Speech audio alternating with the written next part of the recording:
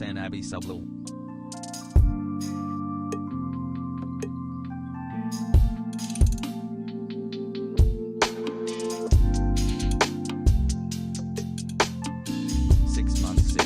Am I in himbo yet?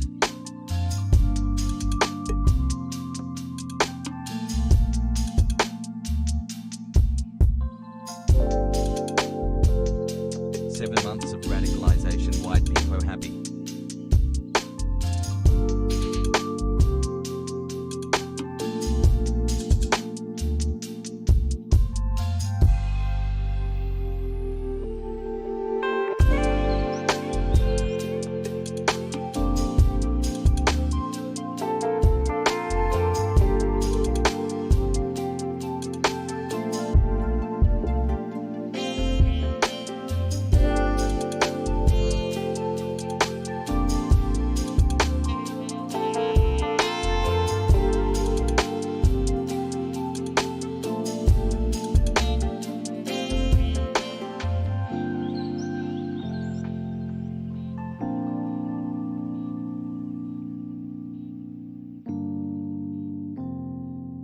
Six months where my gaming frog's at?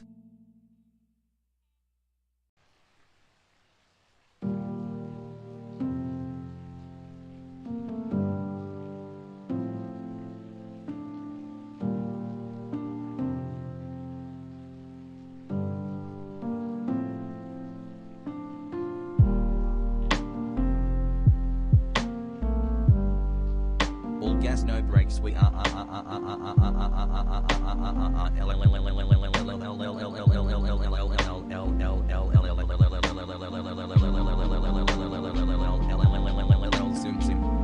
Hasan, can you do a something?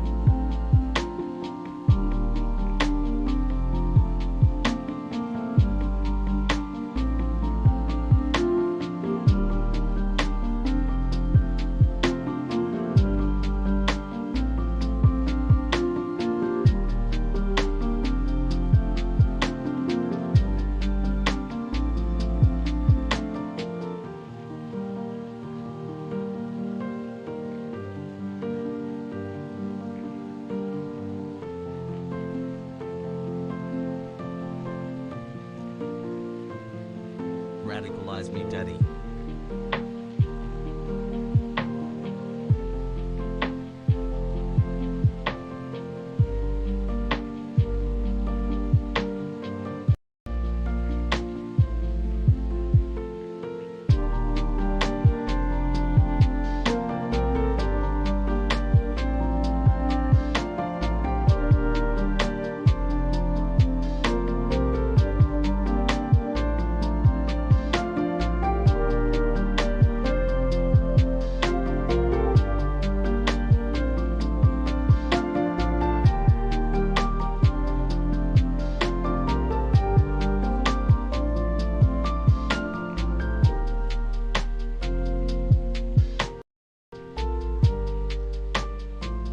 Chat.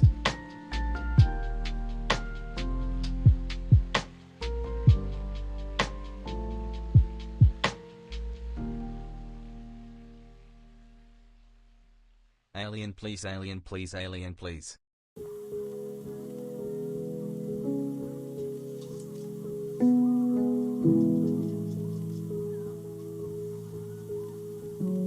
Hassle, hassle, hassle, hassle, hassle, hassle.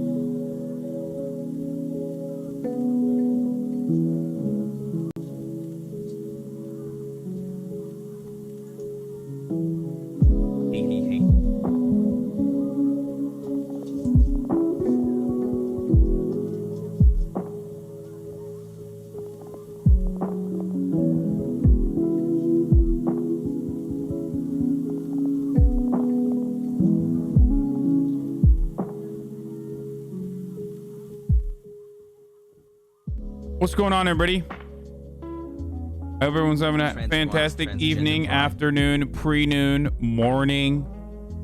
No matter where you are in the world, I'm Hasan Piker, and this is the HasanAbi broadcast coming to you live from sunny California, Los Angeles. And we are live once again, folks. It is 62 degrees and sunny here in California. My God, it's a wonderful day. Unfortunately, today we're not going to be talking about a lot of wonderful news, but that's for a little bit later. This is the part of the broadcast where I tell you Hi, chat. about my day and what I've been doing. I ended stream a little bit earlier yesterday. I did a short one. I think I did an 11-hour stream or a 10-hour stream. I can't remember. Was it 10? 11? Who knows? It was shorter than the usual 13 hours that I crack out every fucking day. So that was because of that I was able to, you know, watch a little bit of my movies, my shorts, my documentary series that I'm watching on Netflix, the pirate one. Very cool. Feel absolutely betrayed by Blackbeard. I mean, what a fucking asshole. I'm so saddened by what has happened to Blackbeard. Like, what a tragic story. It could have been so awesome. I feel betrayed by him, and I feel devastated that Black Sam Bellamy died. Okay, it's too soon. At the age of 28, he died. Let's get this bread. He died, and sad. Someone said Ludwig can never stream 13 hours. Funny joke. Turtles.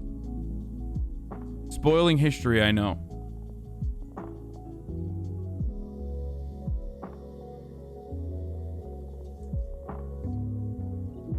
Motherfucker, I've been doing a subathon my entire career that I've been on Twitch, okay? I basically stream every moment that I'm awake and go to sleep and don't stream the sleeping part. In Boulder. We need action like now. Basically, it's I'm putting in subathon hours without sleeping. Anyway, did you not know Black Beaver's only a pirate for 2 years? No. Anyway, Hasan, you a dick. I wanted to watch it with my girlfriend. What? I'm not spoiling it. It's a fucking documentary.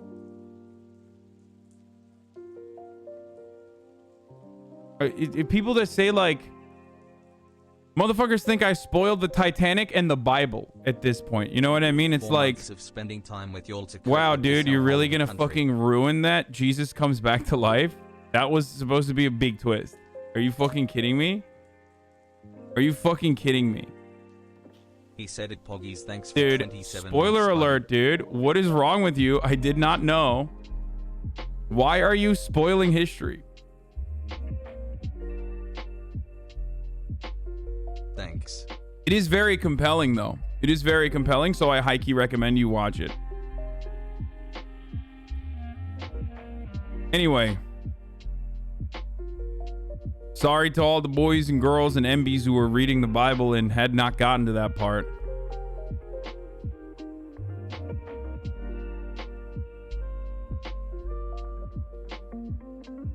Anyway. Damn, half a year. Wade has buff. But I woke up early. Pog. I woke up early. Got my reading done. Got my podcasts in. I went in and I worked out. Did a little bit of back work. You know, did a little bit of stretching. And then afterwards, I had a big business deal. Big business deals and phone calls about business deals. So, you know, it was pretty good. Pretty good overall. Good morning overall. So I'm feeling some type of way. I'm feeling pretty fucking good right now. Talk about Dream SMP, please. Talk about Dream SMP, please. Talk about Dream SMP, please. Maybe. Anyway. Hey, at HasanAbi and chat. Poggers, dude. Pogger. Yoinked the vaccine yet? No, I have not. I should, though. Big business deal is code for poop? It is not code for poop. How dare you? Anyway, let's get into it immediately, okay? Obviously, today there's going to be a lot of news to talk about. The Colorado shooting immediately the fucking trending, immediately the trending Twitter trends after we found out that he was Muslim was like Islamophobia, Middle Eastern, Islamist, ISIS, like 3 months strong. Thank you for educating me. So we'll get to all of that in a little bit, okay?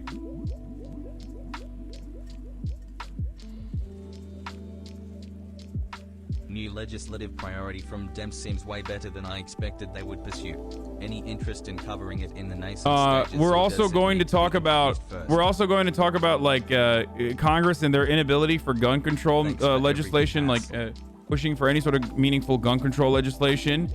We're going to talk about DC statehood because there's a lot of funny arguments being made against DC statehood, which are just so funny.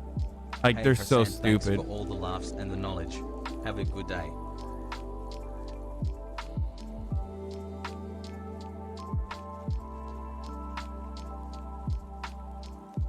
Yo.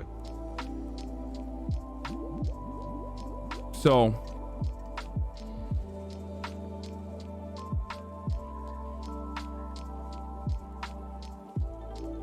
what is this? What is this? Okay, we'll start with this. We'll start with this.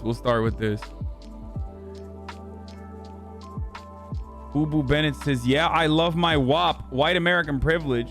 I mean, she's admitting it at least. Like, so I don't understand. Like, oh God, it's her brand is so chaotic, bro. Her brand is so chaotic. It's like hard to comprehend. Like, she's throwing out too many different signals. You know what I mean? Like, she's throwing out signals like she knows what she's doing. Like, whenever she says, like, do you want to see me uncensored? Ooh, do you want to see me raw, daddy, and uncensored? Go to my Patreon. It's like, you know what you're doing. Like, there's no way. XXX uncensored. Like, Keep being awesome. oh my God, Republican nice guys are fucking awesome, dude. Ha! Andrea, she's not gonna fuck you, David. Beautiful woman, great American patriot. We love you, Caitlin. Keep up the good work, says one Marine, David Texas Oyster. opens vaccines to everyone. Poggers.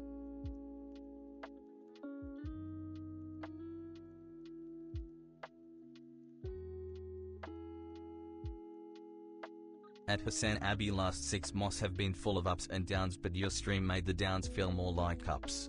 Hassel, thanks for being an AOC reply guy and bringing me into the fold. Anyway, is Booboo a sex worker now? I mean, not really.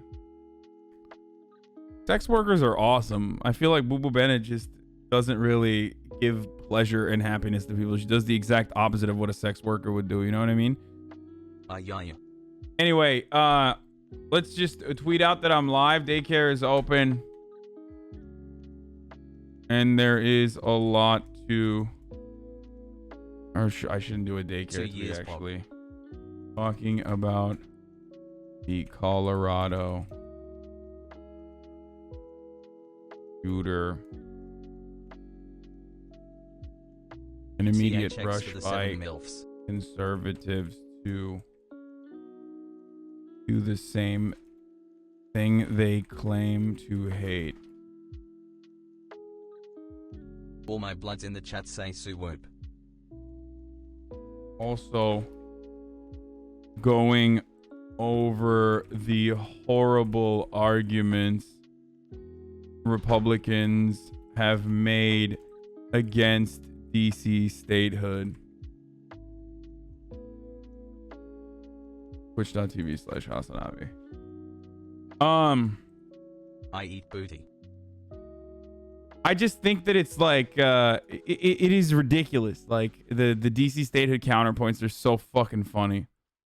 Isn't it funny how explicitly bigoted conservatives are for trying to keep areas like DC, Puerto Rico, Guam, etc. from voting? Like, there's no doubt that these people would be against voting rights for black people if they were alive back then. I even have a friend who's involved in DFW and Texas politics who explicitly argues evangelicism is a superior way of life.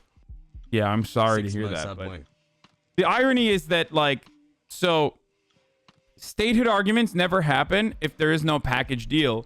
And back in the day, Puerto Rico was seen as a conservative, like a safe conservative territory, which is why back in the day they used to talk about Puerto Rico statehood side by side with DC statehood. But now that now that Puerto Rico is no longer as conservative, you can't even have that argument. You can't even do a package deal because let's be real, guys. This is not about representation. This is about political power. Okay. Anyway, I'm not going to get into the DC statehood thing. I'm going to talk about I'm done making fun of Booboo Bennett for now. Maybe we'll watch some more videos of hers in a little bit. But this happened 6 days ago in Boulder before in Colorado. A Colorado judge gave law-abiding gun owners something to celebrate. In NRA ILA supported case, he ruled that the city of Boulder's ban on commonly owned rifles and 10+ round mags was preempted by state law and struck them down.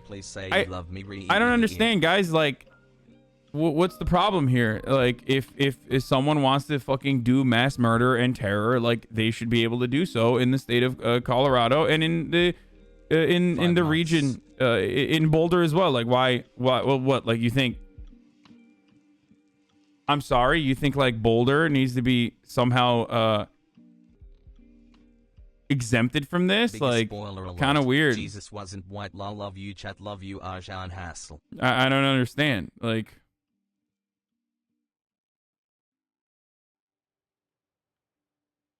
I work in the strip mall. The King Supers was on lockdown for hours yesterday. I had just been in the store at 1:15. Shooting started at 2:30. Holy shit. Puerto Rico not getting statehood is so weird. The capital city makes more sense, but Puerto Rico issue just seems like anti-Hispanic sentiment. No, Puerto Rico statehood is a much more complicated story than just statehood. There's an issue there. Puerto Ricans themselves, some Puerto Ricans don't want statehood. They want full, like, they want independence, like complete independence. I personally think, given the economic situation that Puerto Rico is in, full independence would be worse off for Puerto Rico overall, because America would milk them dry. Like, they would never be able to reach economic independence no matter what happens, because America has already milked them dry. Our venture capital firms would fucking eviscerate Puerto Rico. Hi. I think statehood is because PR is a U.S. colony, kind of like how we gave Hawaii statehood. Yeah, exactly. That's exactly my point. Yes. I hope you're doing well, Hasan. Take care, hug.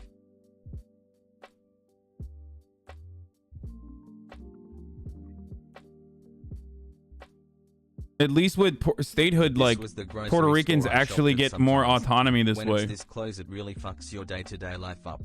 I am thankful to be safe, and I send love to anyone. The Puerto Rico self-determination bill has more sponsors, but ultimately, look, my point of view is irrelevant in this subject. Okay, what the point of view that fucking matters is the point of view of Puerto Ricans. Okay, that's it. So, like, 8 months insane.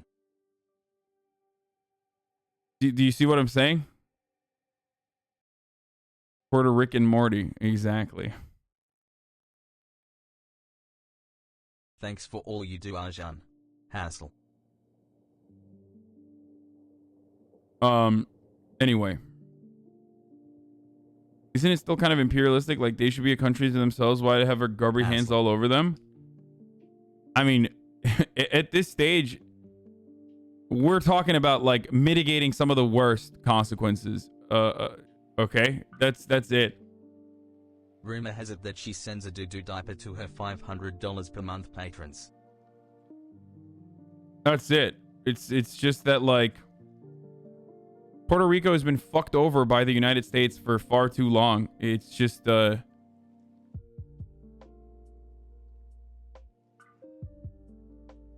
you know? Anyway, we're not going to talk about DC statehood right now. Let's talk about this fucking shooting first, and then we'll get to DC statehood, okay? I'm going to get in through... I'm going to go through the details right now. Okay? We're just going to go through the details. If there's, like, a good article that you want me to look at. There's a Detroit News article that was pretty good, right? Or Denver Post. Here you go. There was a Boulder shooting, okay? A suspect who is a 21-year-old Arvada man who's arrested on 10 counts of first-degree murder. He buys a gun 6 days before this shooting. He kills 10 victims. Thanks for the content, brother. He kills 10 people, including one police officer who responded to the scene. And the age range was from 20 to 65 years old. The 10 people shot and killed by a gunman on Monday in Boulder King Supers ranged in age 20 to 65, included at least one grocery store worker and a police officer rushing to the rescue. The gunman was identified earlier today. Yesterday, everyone was talking about how, white men are whatever, and the Republicans were saying, hold on now, do not politicize this. What the fuck are you doing? And now those very same people who were like upset at the supposed left-wing members that were politicizing this shooting and talking about like white supremacy or whatever, or rushing to conclusions about white supremacy immediately. Those very same people that were criticizing them are now doing the exact same thing on the opposite end and saying, oh no, it's because Islam. This is ISIS. This guy is Islam.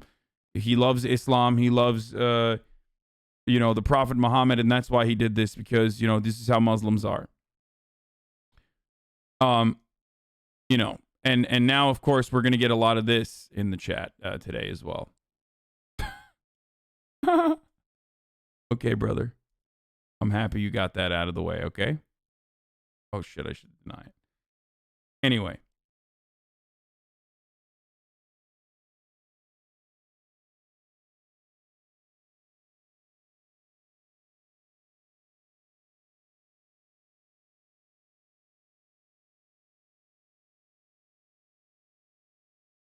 Do not watch this on stream, but this is an insane live stream starting seconds after the shooting started. Okay, I'm not going to watch that at all. Streamer well known to Boulder cops. Wait, so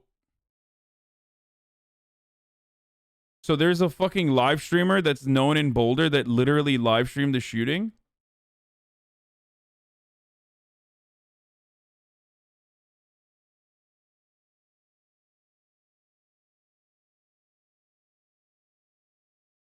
That cop was looking for a new job in the process of this. He had 7 kids and was worried of this exact thing happening. Yeah.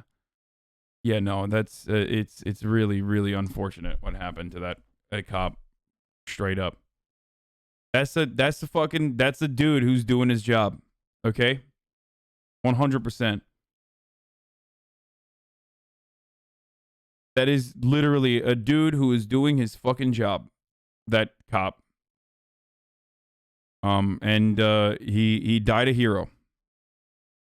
The 21-year-old from Arvada, he wore a tactical vest, carried a handgun and a long gun, a Ruger AR-556 that he had purchased 6 days earlier, according to his arrest warrant affidavit, which was released Tuesday. He did not answer many questions asked by arresting officers about the shooting in the store and its parking lot, and is expected to face 10 counts of first-degree murder. Officials worked throughout the night to notify families of the victims of their loved ones' deaths. The last family was notified about 4 a.m. Everyone was notified. Boulder Police Chief Maris Harold identified the suspect as Ahmed Al-Aliwi Alissa. Authorities said that there's an extensive investigation into his background, but that he has lived in the U.S. for most of his life. So as soon as this happened, now all hell has fucking broken loose. Apparently the dude had tweeted, this is stuff that, some of the stuff that I'm telling you is not fully verified yet. So actually I probably shouldn't even mention it. But yeah, this fucking piece of shit had like allegedly tweeted about like Islamophobia and stuff. But as soon as his background was revealed, it's like, it's no longer someone having a bad day.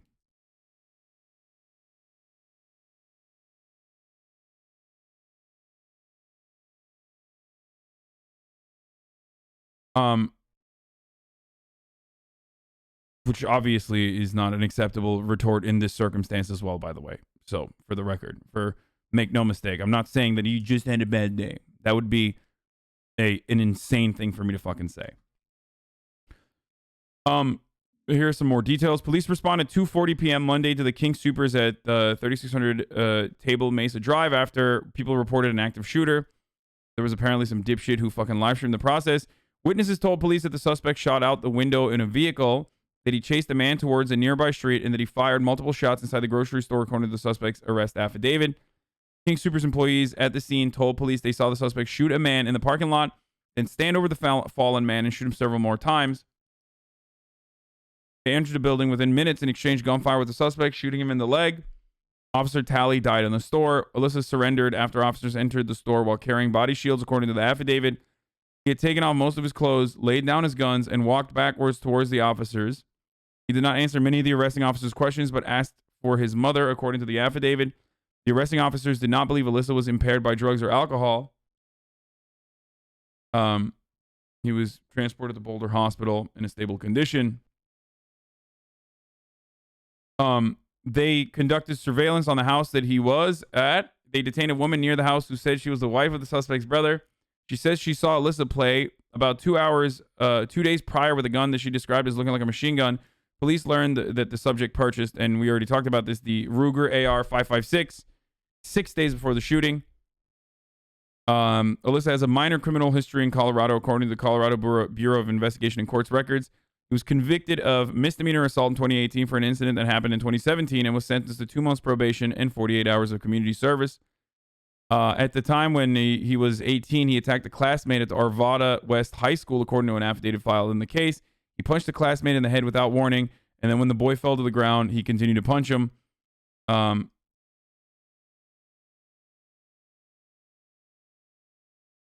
So no significant priors beyond that either. Snelling would not. I mean, that's potentially something. That's potentially someone who should have been hit with a red flag law, but we can't have that. So that's pretty significant, dude. It's a big jump, guys. The fuck are you talking about?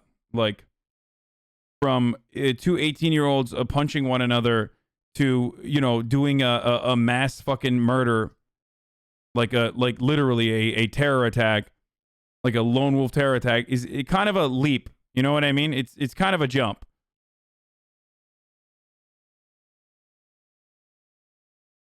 The fuck do you mean?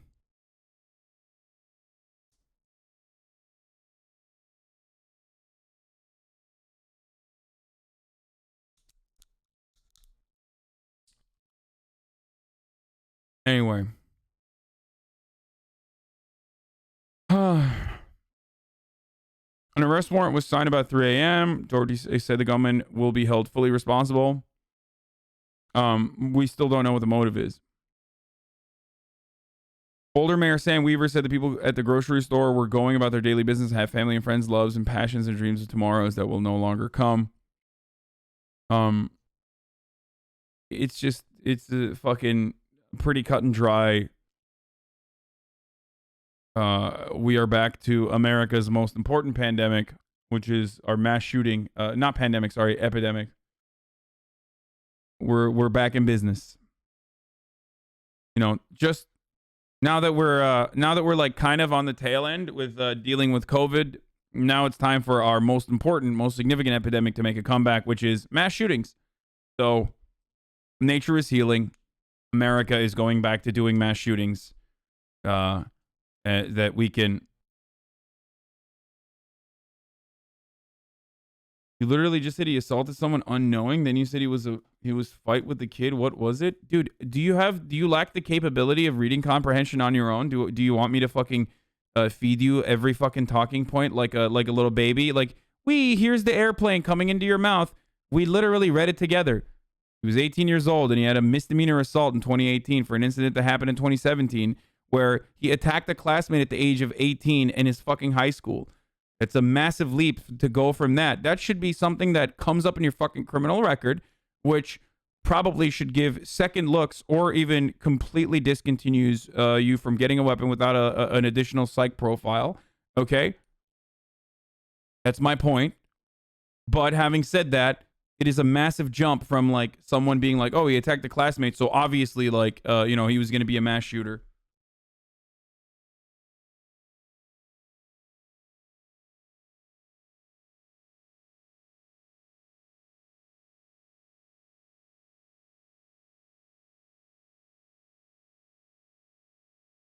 Anyway.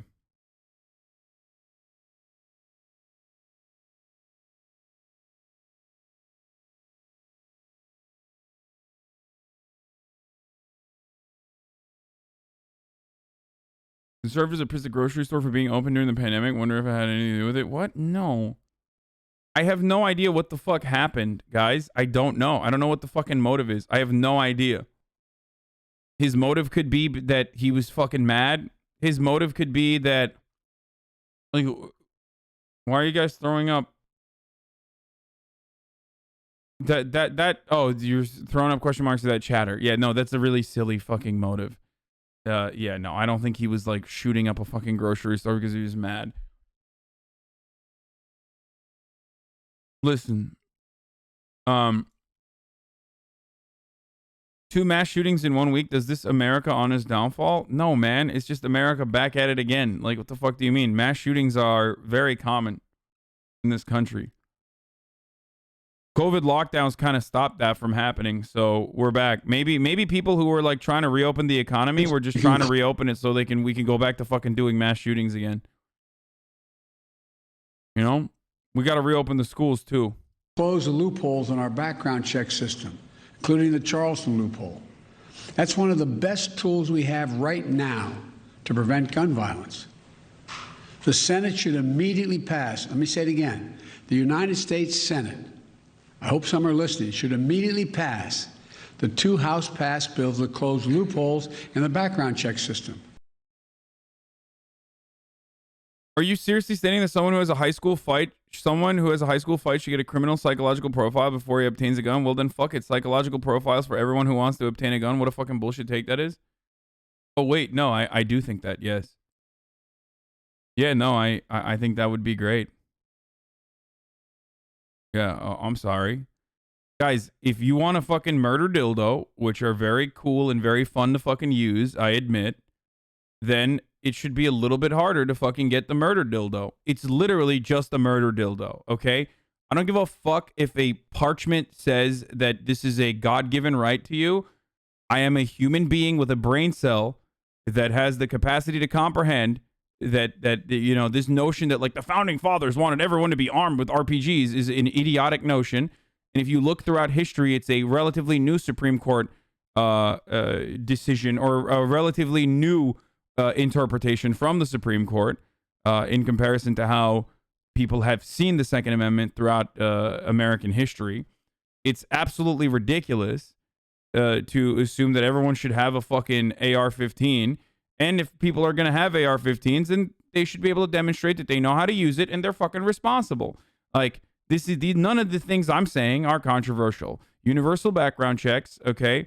No more straw purchases. No more gun show loopholes. You literally have to fucking show that you demonstrate the capabilities that you have to actually fucking be able to use the gun appropriately, kind of similar to a license system. I do not give a fuck if the government has access to this information, okay? That's just the reality.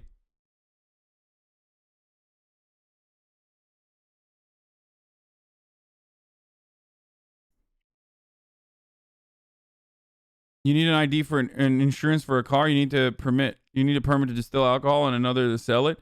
It's ridiculous. It is completely fucking ridiculous that this is a legitimate goddamn conversation that we're having. I also want to discontinue AR-15s in its entirety and AR-15 style of weapons in its entirety, but that's a whole separate conversation. We already have too many in circulation to begin with. Like, yeah, they're fucking fun to shoot. I know. I shoot them. I've shot them. All right?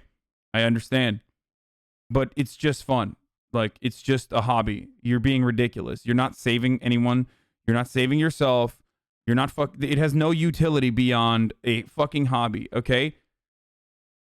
You want to have a cool thing that you fuck around with and shoot and know that and know that like you have this powerful toy that could end someone's life if need be. Now, this doesn't pertain to people who legitimately use it for fucking hunting and shit, but no one's hunting with an AR-15, motherfucker. Okay?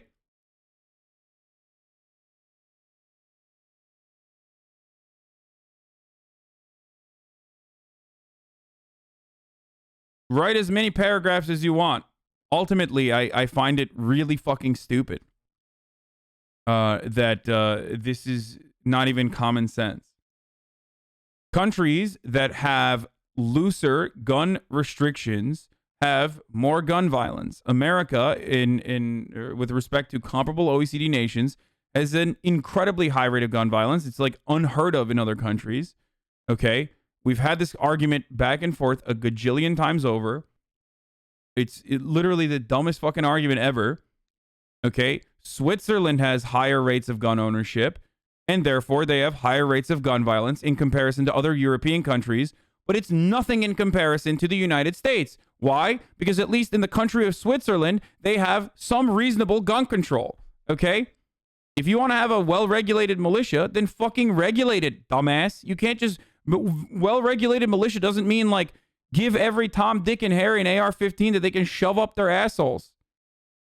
Or handguns, too, for that matter.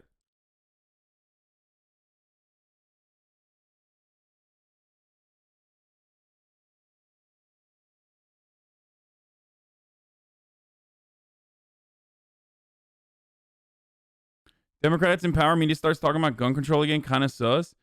Well, the fucking baboons that are saying, like, well, Joe Biden is president, so Muslim attacks are happening again, also don't recognize that, like, no, there were fucking Muslim terror attacks in the beginning of Trump's presidency as well.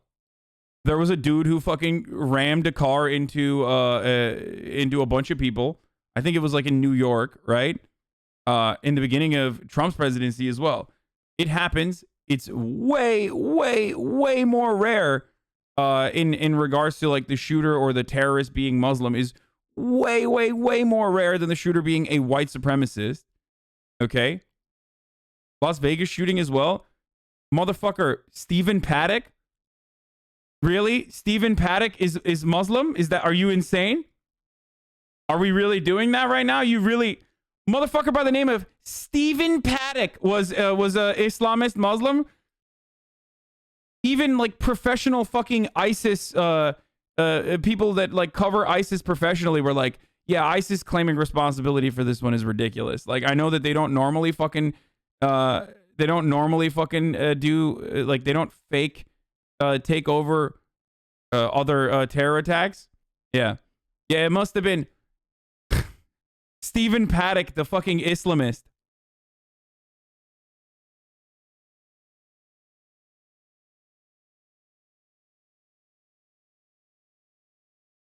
I was saying that happened under Trump, not that he was Muslim. Oh, okay, sorry. I thought you were trying to say that fucking Stephen Paddock was operating at the behest of like, Al-Qaeda or something. Yeah. Hello, I'm Henry Bob. I'm Henry Bob Johnson. I'm a Muslim man. No, the reason why Stephen Muhammad Syed Paddock, obviously. First white Muslim? No, Muslims can be white. That's like so dumb. That is also an incredibly dumb argument because this dude is fucking Syrian. Okay? The Boulder dude is Syrian.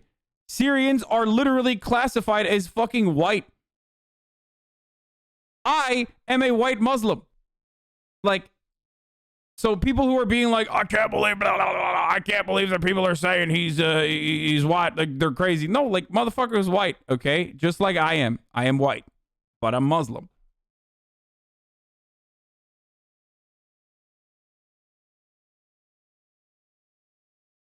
The government doesn't want a well-regulated militia. That's why you hardly ever hear that argument. Yeah, well-regulated militia, my ass, dude.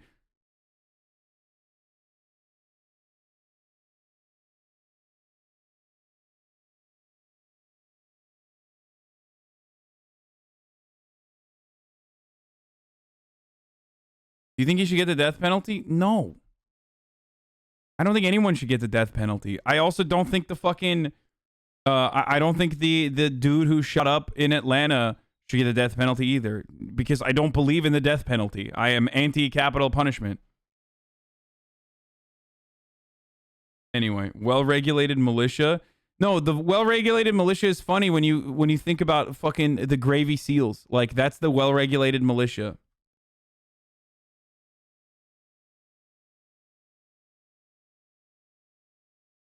Yeah, well-regulated militias stormed the Capitol. We saw how fucking well they were regulated.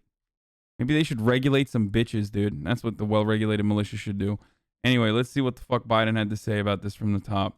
We can close the loopholes in our background check system, including the Charleston loophole. That's one of the best tools we have right now to prevent gun violence.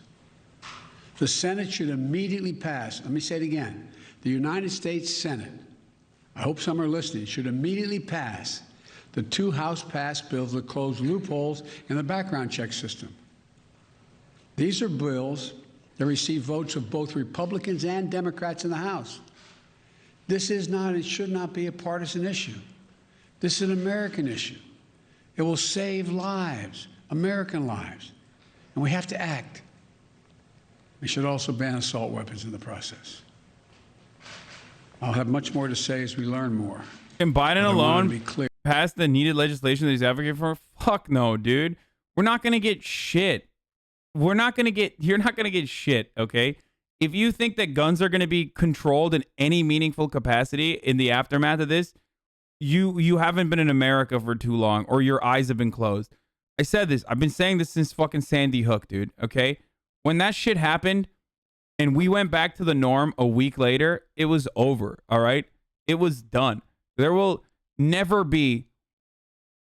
It won't happen. If you kill white children in a fucking daycare and we can't get any sort of gun control, it's not happening. Like, there is no amount of cruelty that you can watch and not completely overlook because you want to play with your murder dildo. That's just the truth. Okay? I'm sorry. That's literally the truth. Gun manufacturers are incredibly powerful in this country. It's one of the few viable, robust industries that we have here in the United States of America. And whatever they want goes. Gun manufacturers do not want regulation. Gun manufacturers want you to be fucking terrified. They want you to buy all the cool parts. They want you to buy as many guns as possible. And people will keep buying it. And they want zero regulation to be around it. And there are a fuckload. There are millions of responsible gun owners, okay? There are millions of responsible gun owners, certainly. They keep their guns safe. They keep it in a fucking safe. They transport it. That's like dissected. You know, they put it together at the fucking shooting range or whenever they're actually going out shooting. There are millions of fucking gun owners that just use it exclusively to hunt. There are some areas in America where it makes sense that you need to have a fucking handgun or a firearm to defend yourself because you live in bumfuck nowhere. Cops are not going to fucking show up. Not that it would ever come to that point, but I totally understand why you would need to have that. Okay? But because of the way that the gun manufacturers have set this argument up as like a constitutional one and one that pertains to the American consumer identity of like being able to have a murder dildo is a part of your fucking character, a part of your existence, you're never going to be able to put a dent in meaningful, well-intentioned regulation as it pertains to purchasing weapons. Okay? Abolishing the NRA in and of itself is not going to solve the problem either. NRA is fucking themselves over because they tried to get into the content space, which was really stupid. Come on, NRA. What are you, dumb? You think you can do what I do on a fucking day-to-day basis? Get the fuck out of here. It's not just the NRA.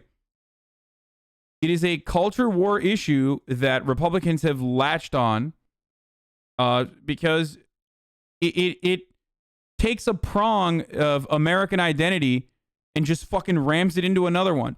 Americans love, because they have nothing else. We have no sense of community. We have nothing. We have no sense of purpose in our day-to-day lives. We feel profound amounts of alienation from our work. So we only associate our culture and our identity with our consumption. Okay? That's it. And guns are a part of that. We are consuming that. Gun culture is directly tied to the identity of so many fucking Americans. So when you try to ban guns, you're basically saying fuck you. I don't care about your identity. Like, fuck yourself. Fuck everything you believe in. It's sad, but it's the truth. So it's a chicken or the egg kind of situation. Like, was it the NRA that so successfully created this culture? Or were people so desperate to look for any sort of consumption, commodity consumption, to tie to their, closely tied to their fucking identities? Is it the violence that you see all around? Who knows? But it's a multitude. It's a collection of all of those reasons as to why gun culture is so profoundly important for so many goddamn Americans. And I say this as someone who likes shooting guns, motherfucker. I like shooting guns. They're fun as fuck, okay? Fully automatic. Very fun.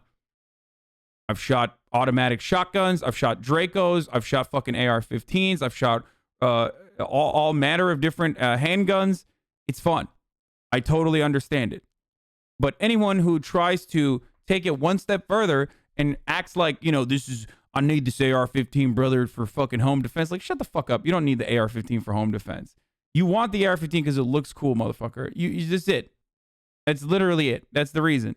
You're too much of a pussy to admit it, though. It's cool. It's tactical. You get all the little custom mods. It's basically the toxic masculine equivalent of a fucking Gucci bag, okay? It's in the same price range too. That's just it. That's literally it, okay?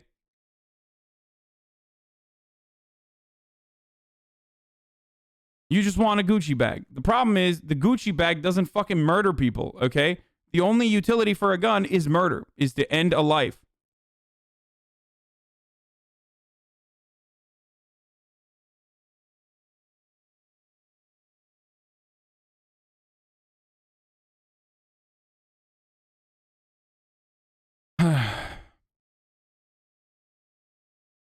Yeah, it's the RGB computer for military wannabes, exactly. And people who were in the military, too.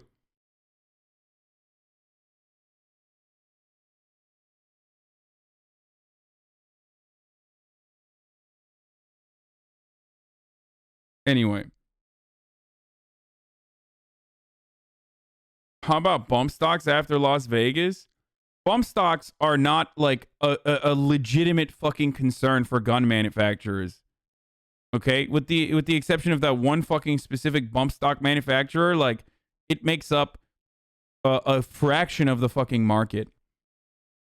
It's also hard to use too. Do you know what a bump stock is? If you're unfamiliar with what a bump stock is, it basically, using the kickback from the semi-automatic weapon that you're using, turns a semi-automatic weapon into an automatic weapon, basically, okay?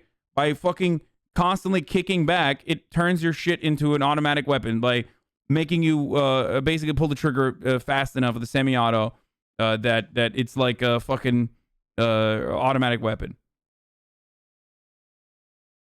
A very unstable automatic weapon.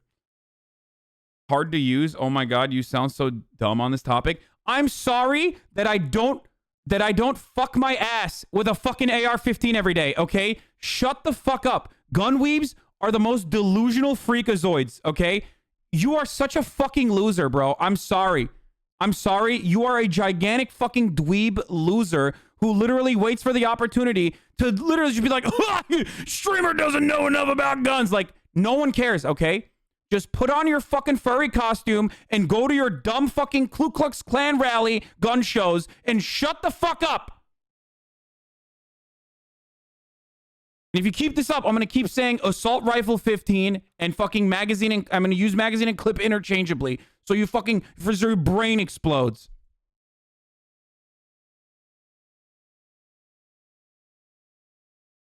Just like, it's so annoying. Like, he doesn't know. He doesn't know. Okay, bro. I'm glad you know everything, dude. Okay?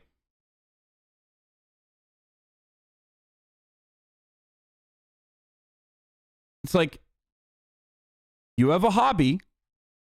I know a decent amount about your hobby, way more than most people who fucking cover this shit from a leftist or a liberal point of view. Bump stocks are not easy to fucking use. And it doesn't even matter because bump stocks are fucking bullshit. They are not like they don't put a dent in the market.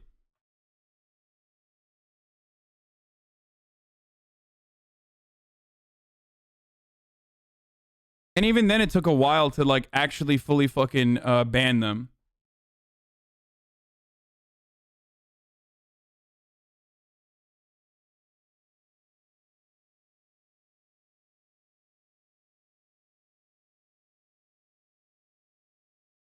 Anyway.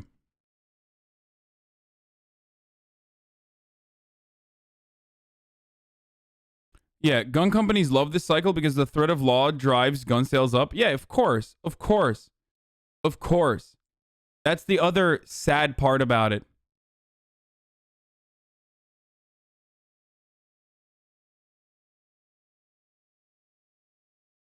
The other sad part about the story is that gun manufacturers love these conversations.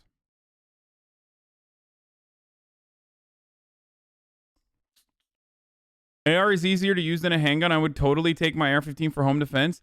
No, motherfucker. You should be able to get a handgun for home defense and also go through the fucking proper training to be able to use it appropriately. That's my point. Like,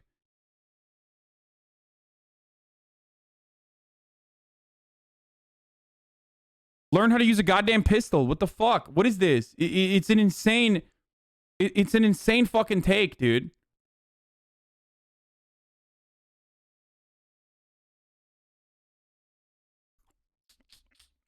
Unless you are literally, again, unless you are literally defending your home from a fucking death squad, okay? You think that they're going to knock down your fucking door and you're going to need to tactically take down multiple assailants, okay? At the same time, you do not need an AR-15 for home defense. Use a fucking shotgun and then, you know, work on the drywall, motherfucker. You're not going to be able to aim well anyway and when push comes to shove. Okay? You're going to have to do some... You're going to have to work a little bit inside of your home if you ever have a situation like that. But it'll work to your advantage.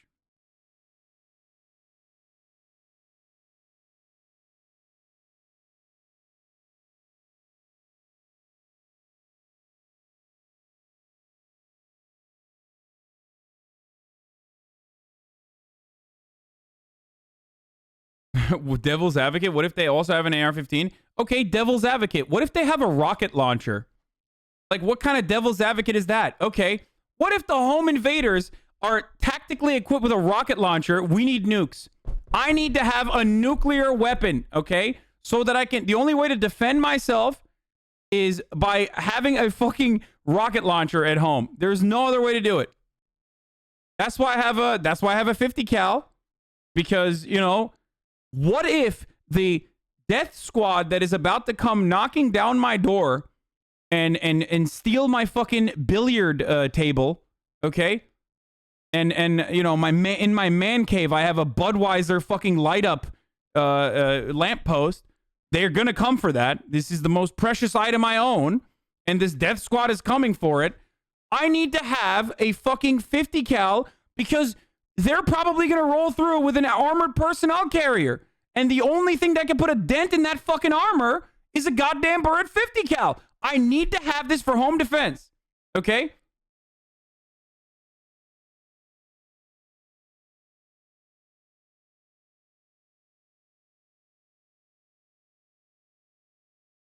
Yeah, that's why I have a Metal Gear in my backyard, brother.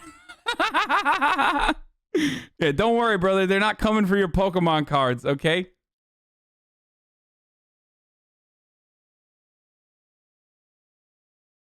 Bro, AR is definitely easier for home defense. It only takes like 2 hours to attach the scope, stand, stock, barrel, extended mag, and K-pop keychain.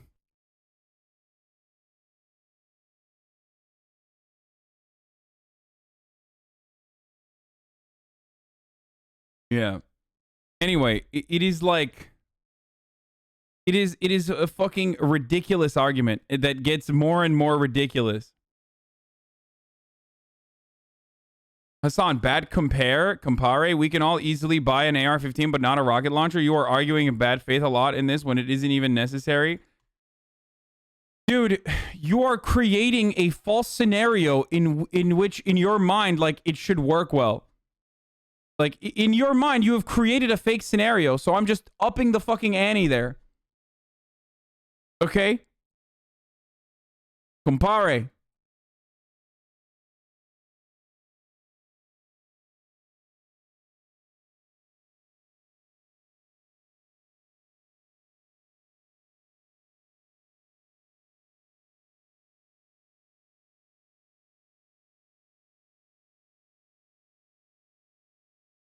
Should doctors have a say in whether or not you should be allowed to own a gun, like for mental health issues? I do think so, but that's something that people will go around as well. Anyway, let's keep going with whatever the fuck Joe Biden is saying here. Those poor folks who died left behind families. It leaves a big hole in their hearts. And we can save lives. Increasing the background checks so that they're supposed to occur, and eliminating assault weapons, and the size of magazines. We don't know all the detail yet on that. But I'll be talking to you more later today or in the next couple of days about what else we know. May God bless you all and those families who are mourning today because of gun violence in Colorado and Georgia, all across the country. We have to act so there's not more of you, there's fewer of you as time goes on. Thank you so much. Will you introduce new gun legislation, Mr. Anyway, I wonder why you can't get a rocket launcher easily. Why can't we just do that with an AR-15? I think you're wrong. I think we should be able to get rocket launchers easily as well. Bro, don't you realize you just made a great argument for allowing even more powerful weapons? Yeah, only if you're a fucking moron. That's my point, dude. And by the way, guess what? With the amount of surplus weapons with the amount of small arms surplus weapons that we have that are beyond like literal fucking AR-15s, like the way that the M4 or the M16 and all of the other civilian usage guns that were created in the aftermath of Vietnam, we probably will expand on guns that civilians can use. Get ready for fucking grenade launchers, okay? Civilian use grenade launchers. Hey, when BLM's coming down your doorstep, you better be ready. You better recognize you're going to need to have a grenade launcher, okay? How come the cops get to have grenade launchers, but I can't? Yeah, get ready. Get ready for fucking grenade launchers. And then maybe some, maybe some single-use fucking rocket launchers, too. We should have that, brother. I need to have a single-use rocket launcher. And I sleep with an impact grenade under my pillow, liptard. Exactly. I think the problem is, I mean, you could literally go and get a grenade launcher right now. The hardest part is the grenades themselves, I think.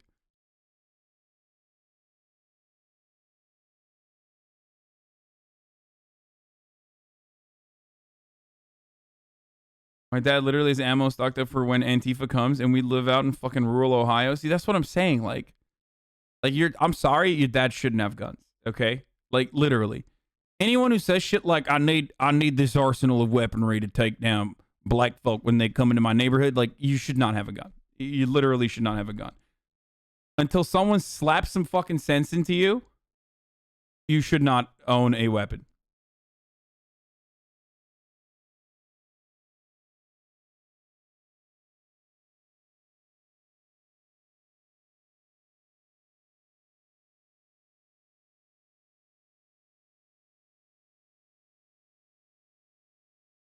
They already got launchers. The explosive is hard to get. Most are gas canisters or dud projectiles. Yeah. After Sandy Hook, the Republican majority Senate stopped gun control reform. Senate is majority Democrat now. Why do you still have no faith in it? Because it doesn't matter. Like, you're not going to eliminate the fucking filibuster on an issue that most Americans are not even aligned on. Especially like banning AR-15s, I don't think it's as popular as Democrats think they are. Despite the fact that universal gun control is incredibly popular, it's like 90% and has been 90% for a very long time. But get ready for fucking cinema and like, you know, some dumbass hog Democrats to want to put a name for themselves out there. New Arizona poll on Kristen Sinema has her tanking to 39% approval. Yeah, exactly. Of course, motherfuckers hate cinema. And like Mark Kelly, I wonder which one has a... I wonder out of these two Arizona senators, which one was for $15 minimum wage and which one was against $15 minimum wage? Oh, maybe the fucking net minus 1% favorability rating, Kristen Sinema, was against fucking $15 minimum wage and Mark Kelly was for $15 minimum wage. I wonder if that has anything to do with anything. It's fucking bullshit.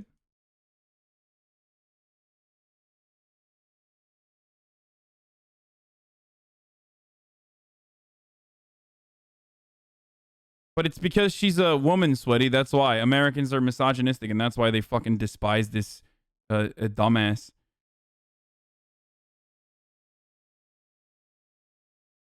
In practice, these laws disproportionately affect poor and minority communities. 56% of gun-related arrests are black people. Next highest group is Hispanic. Sorry, I don't agree with laws that put more innocent people in jail. No, you're right, dude. You're right. We should literally abolish all laws in its entirety because the racist criminal justice system enforces those laws in a disproportionate manner. You're right. Abolish all laws. What a great fucking take, dude. We should have zero gun control because gun control is more often than not, used against black and brown people. I got it. Never mind, dude. Fuck it, dude. Abolish literally all laws, dude. That's how it should work. Don't solve the actual fucking problem. Do not look at the disparities within the criminal justice system and instead destroy the fucking common sense gun regulations that we should be putting forward. Great.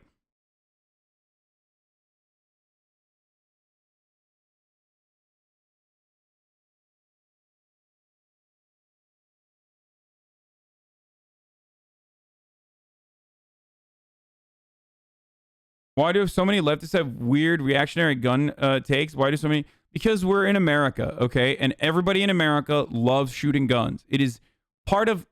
Remember what I talked about? The American contract dictates that you get to have $5 jalapeno poppers, okay? You have a shit day at work. You fucking hate your boss. Your boss is fucking your wife. You've sold your soul to toil endlessly, to do monotonous tasks that are not actually improving your life. Every single day is worse than the fucking day before, but you blind yourself with consumption, okay? The contract dictates that as long as you can get $5 jalapeno poppers at Applebee's with your friends and maybe flirt with the waitress there and get a little bit of action in your life for the first time ever, okay, then everything is fine. And the $5 jalapeno popper in this argument is the AR-15. It's fun as fuck to shoot, and you want to be able to own it, and you feel like a big man. You feel like a big boy when you have that gun in your hand and you're fucking shooting it. Okay? It's a very cool Lego toy. Problem is that Lego toy kills things, okay? That's the only purpose for it. It's a Lego toy that is easily accessible and also, like, relatively cheap.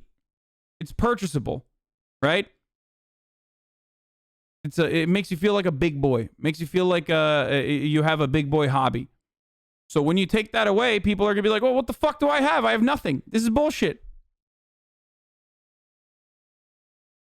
Not only purpose? Yeah, no, you're right, brother. You're right. I'm going to light a fire with my gun. I'm going to ride my gun to work today. No, it's the only purpose, you dumb fuck. Like, at least I'm honest. It's literally made to kill. Like, what kind of delusional... Hey, maybe light your cigarette next time. Don't do it, actually, because you'll fucking kill yourself.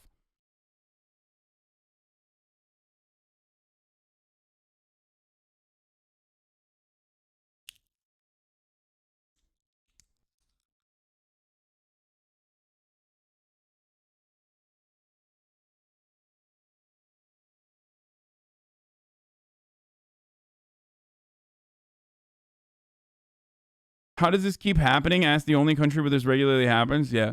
Are you destroying the pronunciation of jalapeno on purpose? Yes. Anyway, I'm going to continue with the story, obviously, but before I do that, it's top of the fucking hour. The first ad break of the day, boys. Top of the hour every hour. This is a 60-second ad break. This is the first of the fucking day. You no longer want to see the ads. All you need to do is subscribe. You can do it for $5 or for free with a Twitch Prime. Connect your fucking Amazon Prime account to your Twitch account. You get 1 free Prime subscription a month. Yeah, here, you can use it on your favorite streamer. Hopefully it's me, Eve, despite my bad takes on gun control, because I'm fucking crazy. I'm a delusional libtard who thinks, you know, if you have a fucking cool toy like a murder dildo that can end people's lives, you should be a little bit more responsible with it, and it should be a little bit harder to get than just like fucking rolling up and purchasing one. It's nuts. Here's the ad.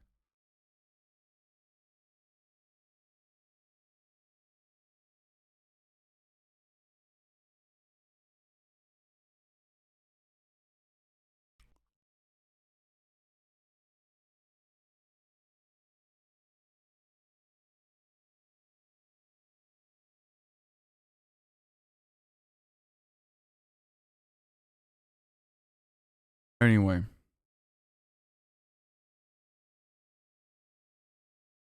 Okay. So that was Joe Biden's answer to it.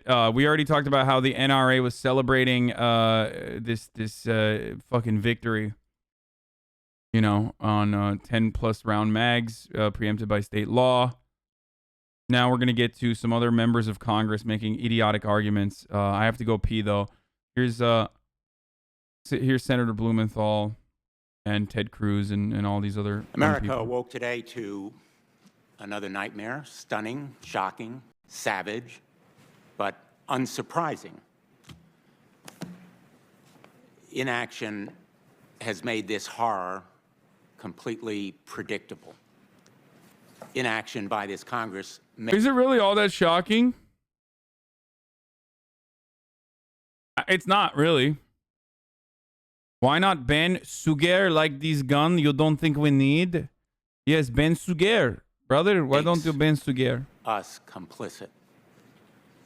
Now is the time for action to honor these victims with action, real action, not the fig leaves or the shadows that have been offered on the other side, along with hopes and thoughts and prayers. Thoughts and prayers cannot save the 8 victims in Atlanta or the 10 last night, including a brave police officer. Thoughts and prayers can't save the 24,000 people killed every year or the 26 blacks killed every day, the 8 children killed as a result of unsecured weapons every day. Thoughts and prayers are not enough. And yet, thoughts and prayers is all we have heard from my colleagues on the other side. Thoughts and prayers must lead to action. Yeah, we say that every time, and it fucking never happens. So here's Ted Cruz. What happens in this committee after every mass shooting is Democrats propose taking away guns from law-abiding citizens? Like, this notion that we're taking away guns from law-abiding citizens is so fucking stupid. Especially because, like, it's a law, dumbass. And if you change it, which you are making an argument as to why we shouldn't change it, then it would no longer be a law-abiding citizen if they have the fucking gun. That's how laws work. Just talk about why it's stupid or talk about why the law is stupid instead of being like, oh my God, I can't believe law-abiding citizens are going to have their fucking guns taken away. It's bullshit. Most people that own one fucking pistol or one fucking rifle to hunt are not going to be anywhere near touched by this, okay? Do you know who gets hurt by this? Motherfuckers that you all know, and you all know people like this. Everyone in America has a guy like this in their lives, okay? That own like 75 fucking AR-15s. They have an entire arsenal. They have suspiciously a lot of World War II memorabilia as well because they're a fan of history, okay? I'm calling out a lot of your dads right now. Like, wealthy, upper middle class, instead of buying a fucking jet ski, goes out and buys a goddamn gun and, like, loves fucking around with it, loves playing with guns. That guy, okay?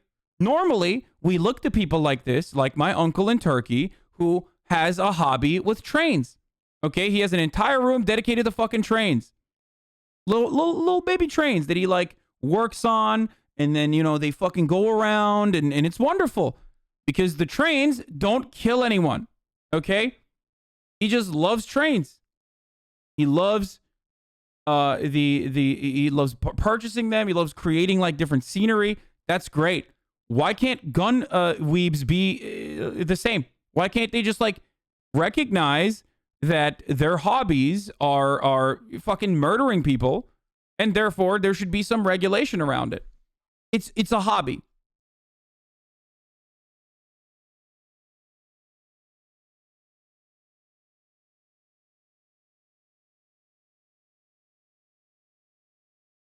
That's all it is.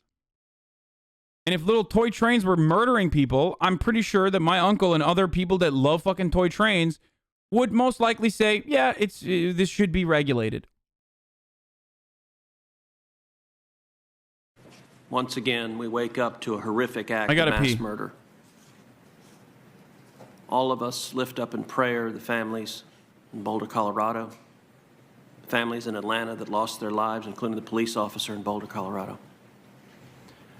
I can tell you in Texas, we've seen far too many of these. I was in Santa Fe the morning of that shooting. Santa Fe High School is less than an hour from my house. I was in El Paso at the Walmart for yet another senseless mass murder. I was in Dallas where 5 police officers were murdered by a radical. I was in Sutherland Springs in that beautiful sanctuary where a monster murdered innocent people. I've been to too damn many of these.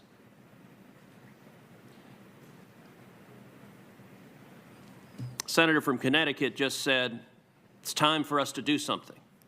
I agree. It is time for us to do something. And every time there's a shooting, we play this ridiculous theater where this committee gets together and proposes a bunch of laws that would do nothing to stop these murders. Senator from Connecticut just said the folks on the other side of the aisle have no solutions. Well, the senator from Connecticut knows that is false. And he knows that's false because Senator Grassley and I together introduced legislation, Grassley-Cruz, targeted at violent criminals. Yeah, no, we do have solutions, Senator. It's called more guns in the hands of babies. Why are Democrats stopping us from giving babies weapons of mass destruction? It is preposterous that children under the age of 13 outside of states like Nevada, where God-fearing Americans work and live every goddamn day, cannot give their babies pistols. Sick and tired of it. Sick and fucking tired of it. The only way to stop a bad guy with a gun is a good baby with a gun. Think about it. If a baby in a crib had access to one of them machine guns like those ISIS people have on top of their Toyota Tacoma trucks, how many mass shootings would occur? 0. As soon as a mass shooting is about to start, the baby gets on the railgun and starts blasting motherfuckers.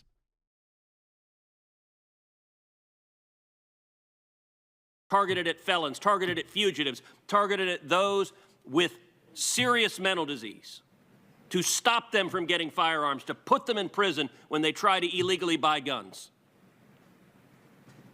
What happens in this committee after every mass shooting is Democrats propose taking away guns from law-abiding citizens because that's their political objective. But what they propose, not only does it not reduce crime, it makes it worse.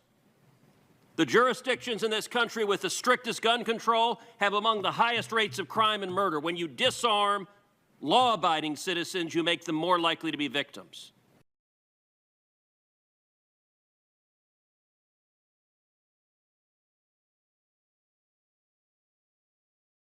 I'm sorry, what?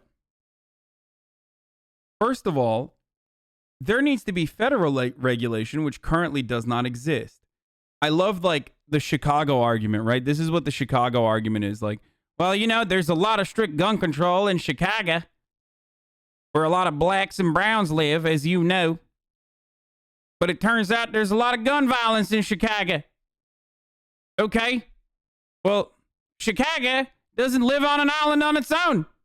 You can go across the goddamn state line, purchase a weapon, and come back to Chicago and use that gun pretty easily.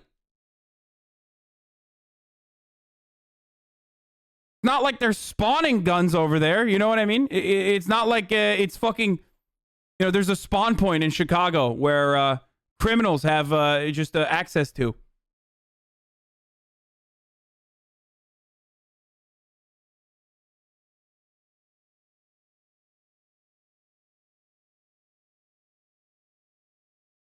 Why does America think that the way to fight gun crime is by adding more fuel to the fire with more guns? Because we've lost the plot. Because who gives a fuck? Okay, that's it. It's literally, that's the reason. Because no one cares. Guns are fun. Most people want to keep shooting fun guns. And they don't want their fun to go away. It's not just the NRA, chat. Stop saying just NRA, NRA. The NRA is just expressing the interests of gun manufacturers. Okay? But the real reason is guns are fucking fun. We don't have any other, like, real issues that we could ever, God forbid, focus on, like, you know, economic issues that cover the broadest of American citizens. So we got to fucking talk about, like, how much fun guns are without saying that they're fucking fun. We got to make sure that everybody is talking about guns as though it's, like, the only way to survive. Like, Ted Cruz would be dead right now if he didn't have a fucking gun collection. You understand? Like, he would just be dead. It's my life support. When I went into the hospital, when I got COVID-19 China virus, I told my doctor, I said, listen, this is a fake disease. It's a fake news disease. Don't shove a vent down my throat. Shove my AR-15 down my throat and one up my ass at the same time. Make them meet in the middle. This is the only way I can survive. I need my emotional support gun.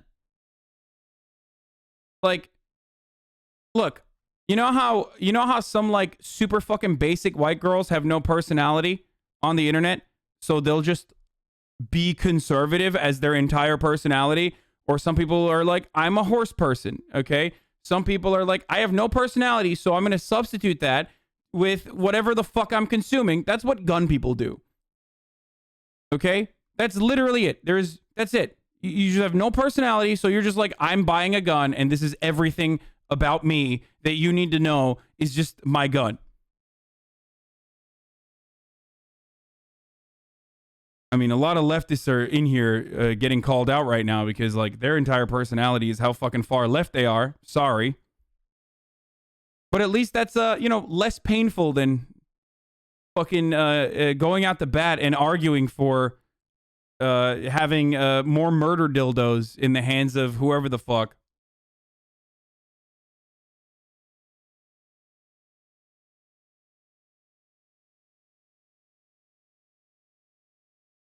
I wonder how we change culture from this to change.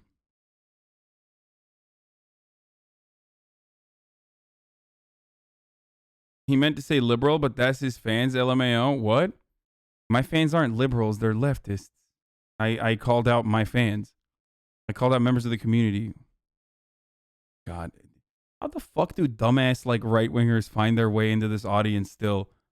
And will say stuff like, y'all are a bunch of liptards. I came in here just to say that. Now you can ban me. I'll move on.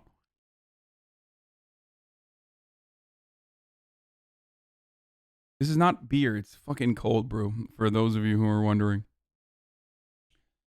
So, for people who are wondering, like, why is there no solution to this? Well, there is no solution to this problem because we've given up. Okay? These are toys. We cannot stop Americans from consuming, and we cannot stop them. We cannot separate them from their fucking toys. Because if you do that, then all hell breaks loose. Then you recognize that the reality that you exist in is bullshit. It fucking sucks. Who the fuck treats a gun like a toy? Literally, all of the gun hobbyists absolutely treat this like a fashion accessory or a toy. They might comprehend how powerful that toy is, and that plays into why they love it so much, but they are literally a fucking toy.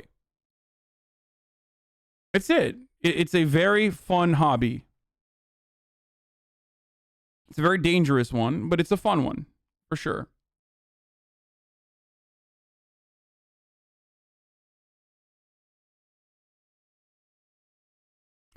Also, of course, no other country on the planet exists, so we should never look to examples of other comparable OECD nations and like how they've been able to not have magically not have this much gun violence.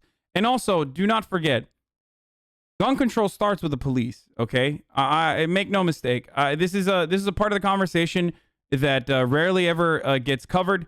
I talk about it every time I talk about gun control. 100%, 1000%. Gun control literally fucking starts with the police force. Okay, demilitarize the police, demilitarize the American people, and demilitarize the fucking police.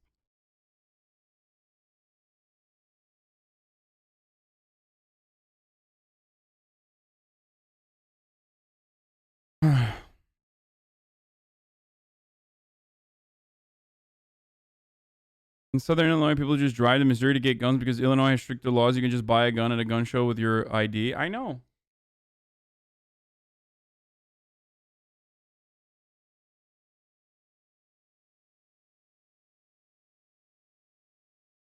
Anyway, oh, here, this is the shit that really drives me up a fucking wall. Here, let's talk about this part, okay? John Kennedy is back at it again, baby. Let's go with a hot fucking take. Mr. Chairman, thank you for the opportunity. I've listened to my colleagues' comments with interest, and I join with Senator Feinstein in hoping that we can do something about this. But I do think we ought to keep this in perspective. What has happened in the last few days, what's happened in the last years, is of course tragic.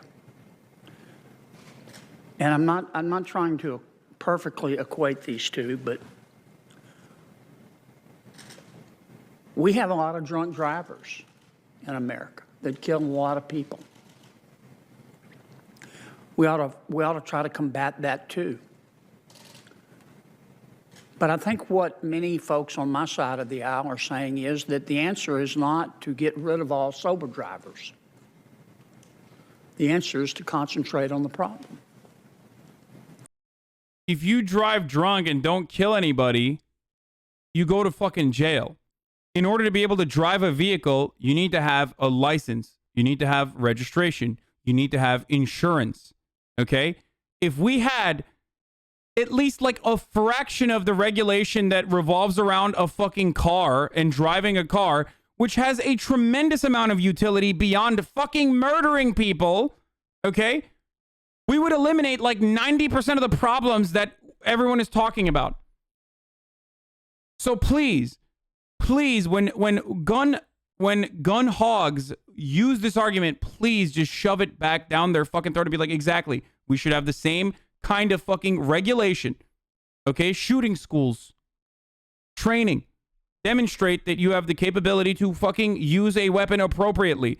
Care for it appropriately. It is very serious.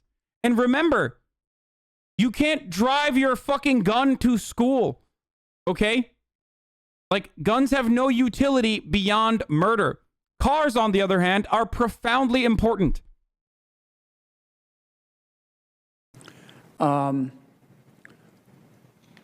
We have had a problem in this world for some time with both domestic and international terrorism. Many terrorists happen to be Muslims. Again, statistically untrue. Okay? Literally does not make any sense to live through the Trump era, especially, and to turn around and be like, many of these terrorists are Muslims. Like, you're out of your fucking mind, dog. No, here's how who the terrorists are. Your constituents in Louisiana, motherfucker. That's who.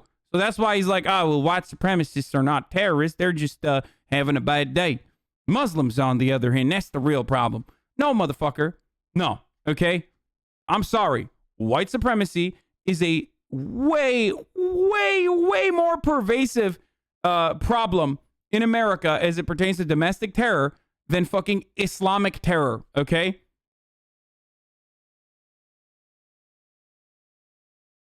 Incredible take, though. It doesn't fucking matter. It doesn't matter. You could literally just be like, no, Muslims. Muslims are terrifying. We need to stop Muslim terror. When a Muslim jihadist blows up a school full of school children, we are often told not to condemn all of the actions of those of the Muslim faith because of the actions of a few. And I agree with that. So why doesn't the same rule apply to the 100 million plus gun owners in America who are exercising their constitution?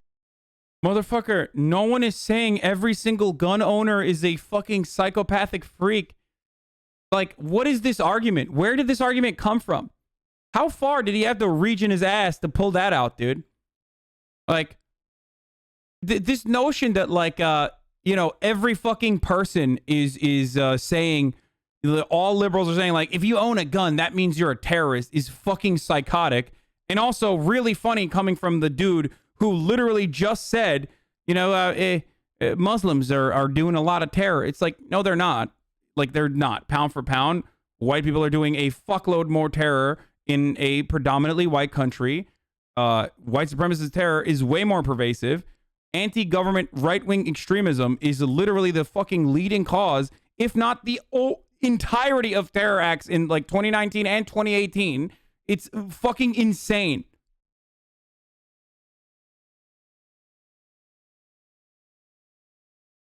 Constitutional right.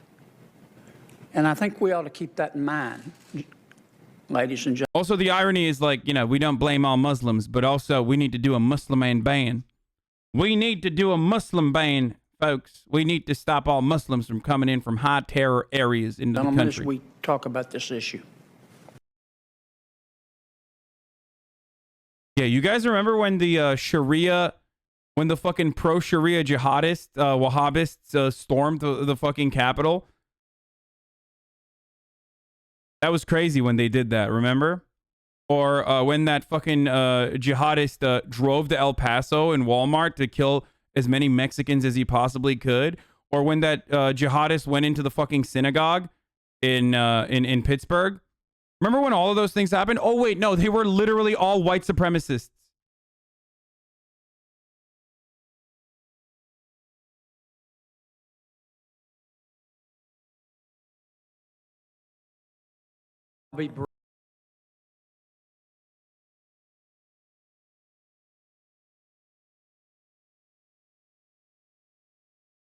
Brief, Mr. Inbred motherfucker. And frankly, the people who are already willing to break current laws are going to continue to break those laws. They're not going to say, oh, well, the government said I have to go through a background check to do this, when they're already willing to sell to criminals or to skirt those laws. Just because it's doubly illegal is not going to matter to them. I just wonder where this is headed. I mean, where are we actually going with these proposals? Like, this dipshit doesn't fucking care about shooting guns, okay? I don't give a fuck that he's like acting on acting on behalf of like people from Missouri, okay? Josh Hawley is not like organically a guy who needs to fucking shoot guns. I'm sorry, he doesn't give a fuck. It's same with Ted Cruz. These guys literally adopt the gun aesthetic specifically so they can win over their voters. Okay, that's it. Who advertise. Marsha Blackburn uses her questioning during the gun violence hearing to invoke the violence that we saw last year on our streets, the rioting. Yeah. And Americans are turning to their Second Amendment rights as a way to protect themselves and their families. Many people were so disconcerted with the violence that they saw last year on our streets, the rioting that took place during the summer, and they're fearful. And they want to make certain that they are prepared to protect their families' safety, and they worry the police won't respond fast enough if their communities are victims of an attack. And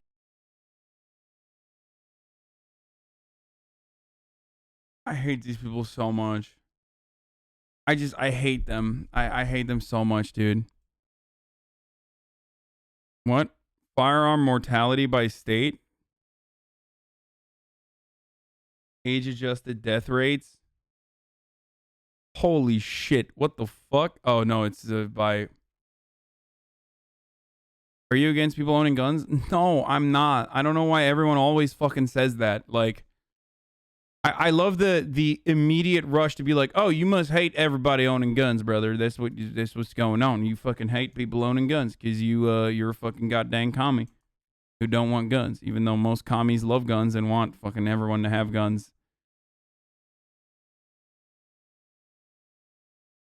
Like, no, I probably shot more guns than most people in this chat.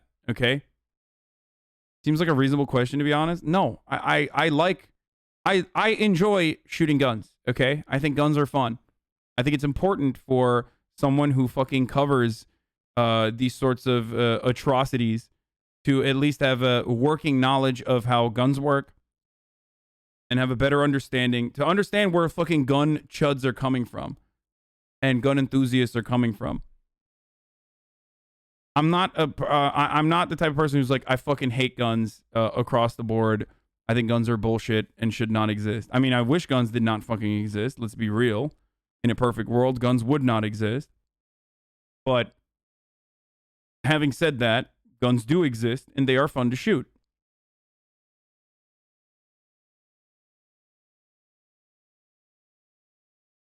But there is no fucking rhyme or reason. Yeah. Oh, here, dude. Here you go. This is your fucking, this is your guy. This is Josh Hawley. Like, 2:30 on a work day and Josh Hawley's 30 miles from Jeff City buying wine.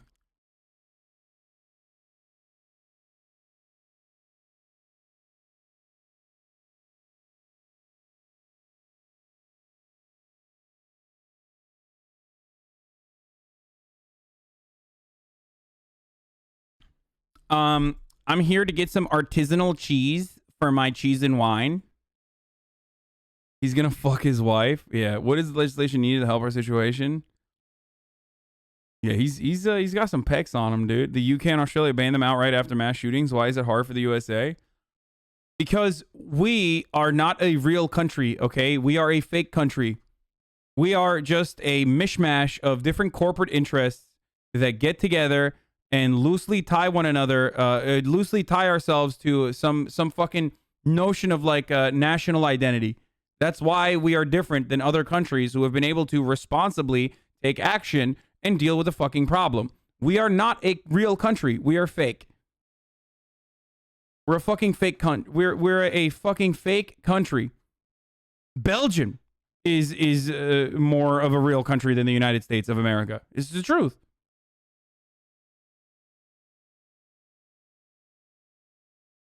We are built differently. We are 100% built differently. We just have a bunch of fucking corporate interests that we that we operate on, or at least our government operates at the behest of, and we constantly we recognize that reality, so we constantly talk about other dumb shit over and over again to make it seem like there's some change happening, but ultimately it's just no actual change will ever occur.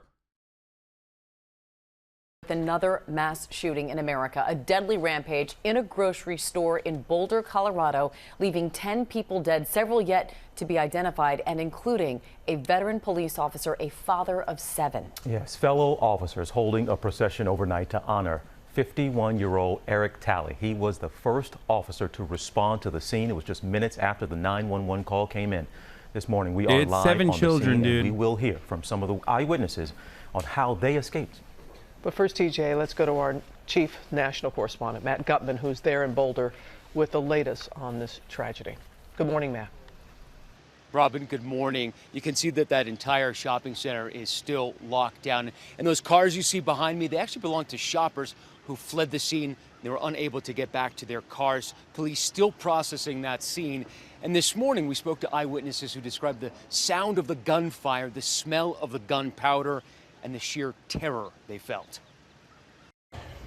Guys, we got people down inside King Supers. Holy shit. This morning, gunfire and terror in a supermarket and another Colorado community reeling after a They don't deadly show mass anything, but shooting. still. Guys, there's an active shooter. People say 10 people were killed, including a Boulder police officer, the only person wounded, the shooter. At 2:46 p.m. on Monday, a man armed with a rifle opening fire at this supermarket's parking lot, continuing the deadly shooting spree inside. The officer down inside the building. Police responding within minutes. Officer Eric Talley, the first law enforcement at the scene. It looks like we have an active shooter. The white male, middle-aged, dark hair, beard, black vest, short-sleeved shirt. Instantly, the upscale market turned into a hellscape. Well, I could smell the gunpowder, so they were pretty close. Some shoppers and employees diving for cover, others hiding in a storage room.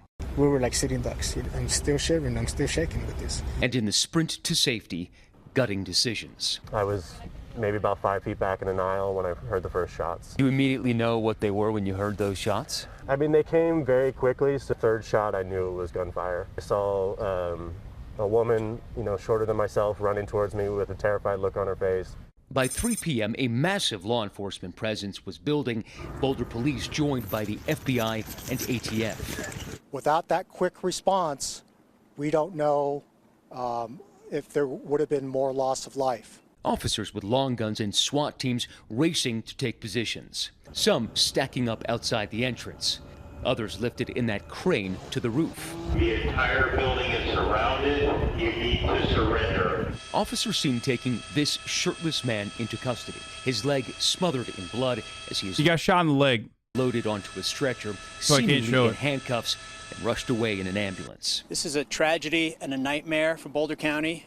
Hours later, somber city officials revealing the final death toll. We know of 10 fatalities. Everyone the gunman shot died, including slain officer 51-year-old Eric Talley. Police vehicles holding a procession overnight, escorting Officer Eric Talley's body from the scene. And one of his fellow officers on the force said he never met anyone who didn't like Eric Talley. He leaves behind a child as young as 7 years old. And overnight, the police chief here saying that it'll take them at least 5 days to complete the investigation. They want to go through that supermarket meticulously. And prosecutors say they're going to bring the full weight of the law against that suspect to bring justice to the victims' families. Hi. Biden's remarks we already saw. Debunking the media's white male shooter myth? What is this? So first thing, who here owns a firearm? Oh God, I can't watch this. They're only talking about the cop, bro. Of course they're talking about the cop. It's like, that's noteworthy from a media point of view.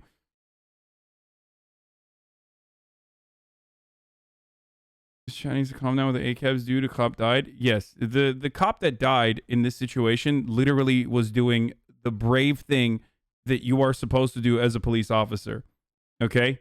Like, shitting on him in this regard is fucking ridiculous. I'm sorry. Like, you're being absolutely ridiculous. Like, this is literally what fucking police officers are supposed to do. This is their job, is to bravely fucking put their body in front of fire, in front of people fucking shooting at them, and try to protect the community. That is literally what a cop is supposed to do, and that is what this cop was doing, and it was the right thing that he was doing, and unfortunately he got killed in the line of duty. Okay? Like, don't fucking disrespect someone who is actually doing something that they're supposed to be doing in exhibiting bravery.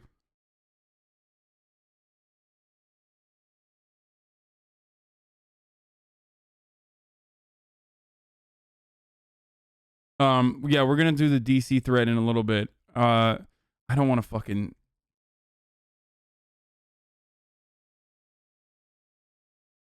What do you think would happen if they repealed the Second Amendment? It's not gonna happen.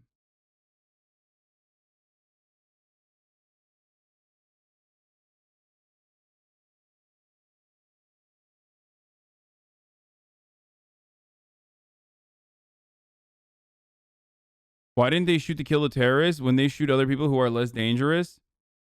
I don't know. I mean, I think the reason why was because he said that he like took off all of his articles of clothing, took off his vest, to put his gun down after literally killing a cop, by the way, and like getting into a gunfight with police. They say that he was apprehended peacefully. Also, he was white. I mean, he's Muslim, and you know, that information came out recently, but he is fucking white. He's a white Muslim dude.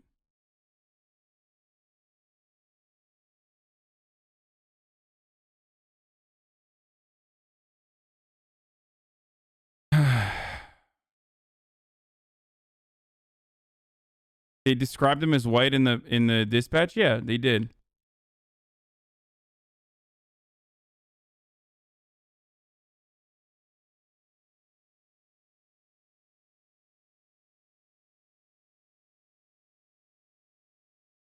I feel like cop killer overrides being white. Well, it didn't in this situation.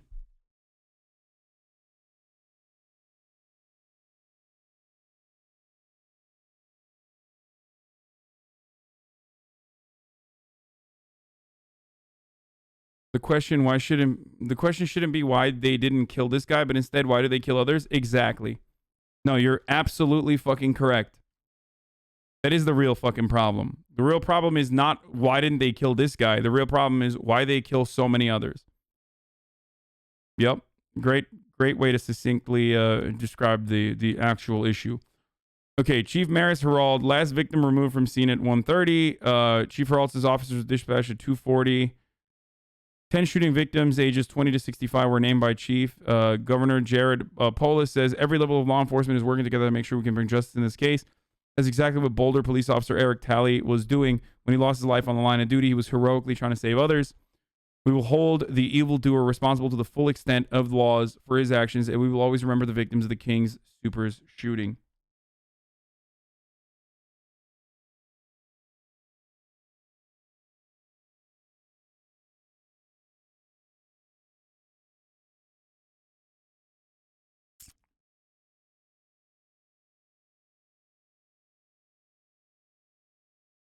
Why can't the Dems pass gun control legislation when they have a majority in both chambers? Because there is something called the filibuster, as we have talked about extensively here.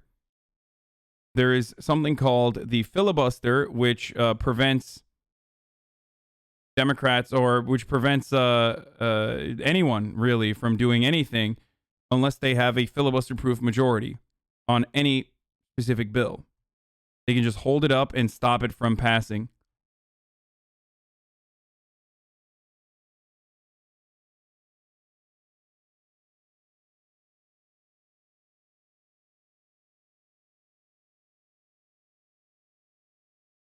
Okay, I'm not going to watch the Steven Crowder fucking thing. All right, there's a $3 trillion spending plan, and then we're going to look at DC statehood. Next big priority for the White House after that massive $1.9 trillion COVID relief package passed. Do we know, is white people do more terrorist attacks in the U.S.? We do know white supremacists and far-right anti-government extremists are responsible for the overwhelming majority, if not nearly all, of the fucking domestic terror incidents in at least the year 2019 and in subsequent years and years before that and years after that. Since 9/11, white supremacist terrorists are responsible for more than 75% of terror incidents on U.S. soil. Like when it comes to domestic terror. So this notion that like we really need to fucking maintain a close watch on Muslim terrorists and not even fucking bat an eye at white supremacist terror, or try to look at white supremacist terror's root causes as though it's like individuals who were just having a bad fucking day, is idiotic, insane, really stupid, and also counterproductive. Now, the answer isn't to also cast a dragnet on all white males or some shit, which is never going to happen anyway. Come on, let's be real. The answer isn't to like treat white men as the American government has treated Muslims. The answer is to, again, address the fucking root causes of the problems and put together some regulation so it's not as easy to fucking do acts of terror. in Congress earlier this month, and now White House officials are getting ready to present President Biden with this combined $3 trillion in spending. Some of it will be for infrastructure, like roads, airports, schools, and clean energy programs. We talked about this before, but, you know, this is going to be called, like, homosexual Marxist agenda. They're going to fucking, they're not going to be on board with it. It's a T. We just passed a $1.9 trillion spending plan, and there was a lot of pork in that, and the Democrats used COVID to sneak in all of their crazy pork spending. Now you want to turn around and push for another $3 trillion spending plan by calling it an infrastructure bill? Ladies and gentlemen, this is the homosexual Marxist agenda through and through. This is not the Green New Deal. This is the gay New Deal. We cannot have this kind of big government spending at a time when the deficit is so vast, so large. If you want to focus on infrastructure spending, why did you delete the Keystone Pipeline Agreement? Took away jobs from 150,000 American men that needed those jobs desperately. Yeah, this is Green New Deal. This is the Green New Deal that is going to destroy this country with gay socialism, while hiding in the form of an infrastructure bill, which, of course, the Green New Deal is literally an infrastructure deal. So, they're never going to push for this, and they're going to say this is the Chinese global. This is the Chinese fake climate change fake news, and that's precisely why they are. They're gonna stop it from passing because it vilifies like fossil fuel producers and shit. Other funding will be for a series of other domestic priorities, which could include everything from universal pre-kindergarten to free community college to a national paid leave program. And it's all under this umbrella of the president's Build Back Better program, which you might remember he discussed on the campaign trail to rebuild after this pandemic. And because the size and the scope of this plan will be historic, administration officials are expected to divide the proposal into two separate bills. And sources are telling us they're insisting that we're in the early stages of this plan, which will face fierce opposition among Republicans on Capitol Hill. The White House wants to pay for it with tax increases on corporations and the wealthy. The question this morning is whether Democrats will be able to move this plan through the House and the Senate all on their own, as they did with the COVID relief package. Of course, we'll be watching as that plays out here on Capitol Hill. Hi, everyone. George Steph. I've talked about this already yesterday, but it's the same shit. It's going to be the same shit. We're going to talk about DC statehood now, which is at least like a little bit of fun. You know what I mean? A little bit of fun stuff. Now, this is one of the main arguments that I find hilarious. So, DC statehood is completely reasonable. Okay, DC has more individuals living in it than Wyoming, and yet it's not a state. The fact that they pay federal taxes, yet still do not have a fucking say in what happens in their lives is ridiculous. It is at the heart of taxation without representation, which our founders were definitely against. But the reality is DC has a large black population. The reality is that DC slants overwhelmingly Democratic, and that's precisely why Republicans are not going to want to have another state that is going to automatically give two fucking Democratic senators. That's part of the reason why Democrats are pushing for it, because why the fuck not? I mean, it's ridiculous. The Senate is becoming increasingly more and more unequal. If you recall, I believe in the last midterm general election, 40 million more Democrats voted, and yet we have a 50-50 gridlock Senate, despite the fact that 40 million more fucking Democrats voted for senators instead of Republicans, because the inequality is literally built into the Senate structure. When you think about the state of California, for example, the state of California has 2 senators, and yet it has the total population of like 5, 6, depending on how you do the math, up to what? Fucking 6 states? I forget what it is. I mean, it's nuts. You can, I don't know what the exact math is. Whatever. It doesn't matter. So it's ridiculous. The inequality is built into how the Senate works and how the Senate operates. Democrats want to at least make it a little bit more equal, while also simultaneously adding more representation to a group of people that are nearing 1 million in population.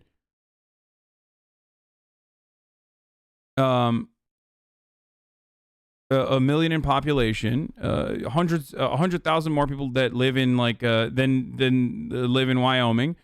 They do not want it to become a state because they just don't want the extra fucking Democratic freebie seats. In the past, this is what I was thinking of. Yeah, 40 million people give 46 senators, 40 million people 2 senators. So let's see what incredible counter arguments Republicans added to the argument, the reason as to why DC should not be a state. The Heritage Foundation's Zach Smith was arguing against DC statehood. It says DC residents already impact the national debate. Let's hear it from him, though. It's really fucking good. Also wanted to avoid one state having undue influence over the federal government. There's no question that DC residents already impact the national debate. For the members here today, how many of you saw DC statehood? Okay, dog, do you not understand the fucking irony in what you're saying? Like, DC already impacts the debate? Motherfucker, they don't even have representation. Like, what are you talking about? Like, DC already impacts the debate while I'm simultaneously refusing to give them a seat at the table. You understand? Like, what do you mean DC impacts the fucking debate? You know what really impacts the debate? Not the will of the citizens. Certainly not. Not in the United States of America, where, again, like I said, we're a collection of fucking corporations and their values that these politicians and lobbyists fucking demonstrate, including Zach fucking Smith. What does the Heritage Foundation do? Literally lobbying. Okay? In a conversation that is supposed to make the system a little bit more democratic, this dude is literally saying DC would have an outsized representation in the argument here, while simultaneously denying them the right. If you want to actually make the system more democratic, then abolish the think tanks, including the Heritage Foundation, and make it illegal to get campaign contributions from corporations. There you go. Make it more democratic. If you truly cared about democracy, that's what you would do. Not try to stop a fucking state from... Yeah, if you truly care about democracy and proportional representation, abolish the Senate. Like, ridiculous.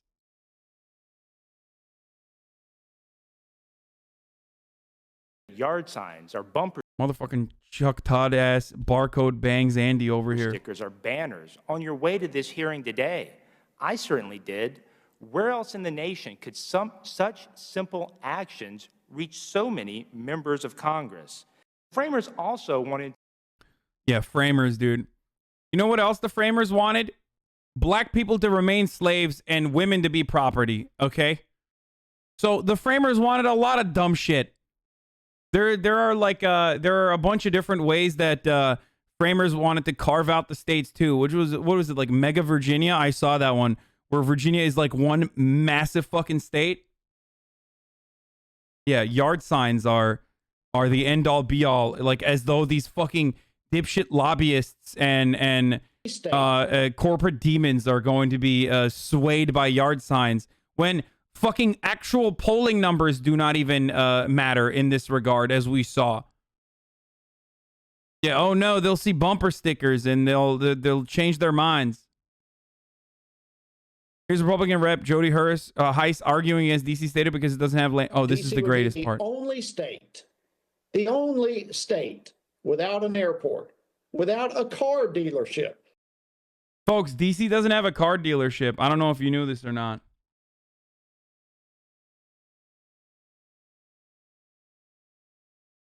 Without a capital city, without a landfill, without even a name on its own, and we could go on and on and on. DC would be the only state, the only Yeah, this is how the framers intended for states to look, by the way. Yeah. Fucking Long Carolina and Mega Virginia. I love that.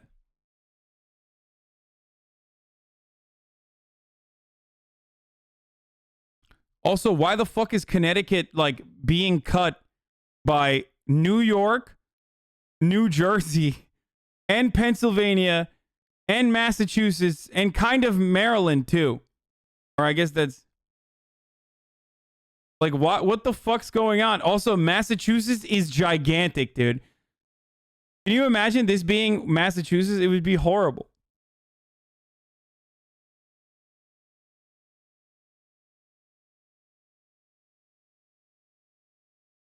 Massachusetts, more like mass. Yeah, Massachusetts. Look what they took from us. Yeah, it's all Massachusetts, baby.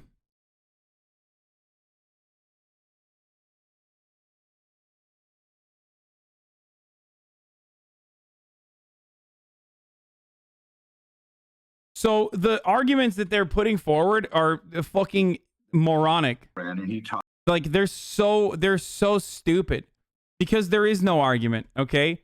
There is no argument beyond we just don't want Democrats to have more power that would be more democratic ultimately and it would be a better distribution of power back to the fucking Democrats. Historically, you don't just open up the opportunity to have like a fucking democratic state without also saying, well, here's a Republican-leaning state that we should also give statehood to. Obviously, that's the reason why they can't do it. Historically, they would have paired it up with PR, Puerto Rico. But Puerto Rico in recent years has literally turned into, one, there's two different problems with Puerto Rico. One is that some people want complete independence in Puerto Rico and some people want statehood. And two, Puerto Rico is no longer a lock for a Republican or a conservative state. So they can't even do that anymore.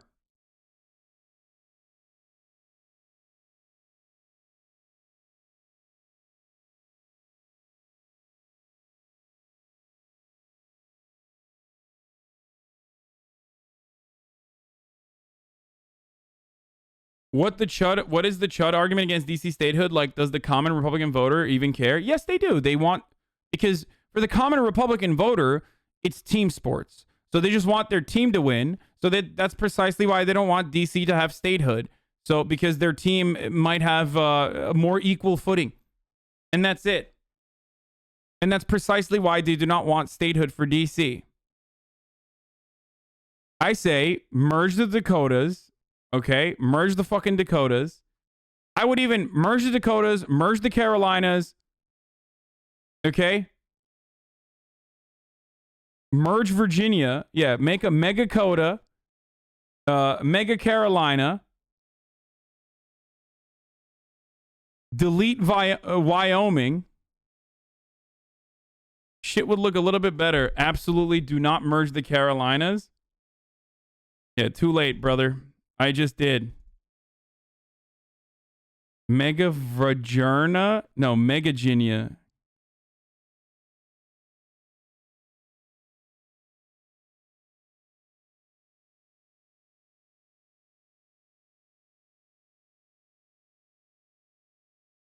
All right, let's hear it. Talks about what it takes to build a good economy. And he says we either have to manufacture it, we have to grow it, or we have to mine it. Of course, you can milk it too. I guess what he's saying is wealth is created by manufacturing, agriculture, or natural minerals. And those are things that I think every state has in some degree. I'd like to ask anyone up there if they have an idea as far as the number of manufacturing jobs in Washington, D.C. I mean, usually with a big city, Milwaukee, Chicago, it's substantial.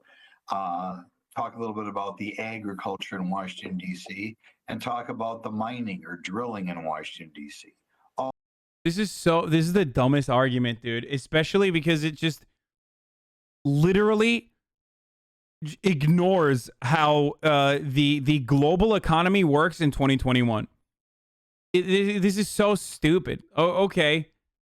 Well, thank God New York State has like something beyond Wall Street. You know what I mean? Otherwise, like New York shouldn't be a state either. Despite being like a fucking cosmopolitan city that that basically runs like global finance. Yeah, Rhode Island. All three of which have to be Okay, Rhode Island is kind of a good argument to no longer have as a state. very tiny compared to that what we get in a normal state. So I'll ask, I guess anybody want to take a stab at that? Because we have people talking about the workforce of Washington, D.C. Thank you, Congressman.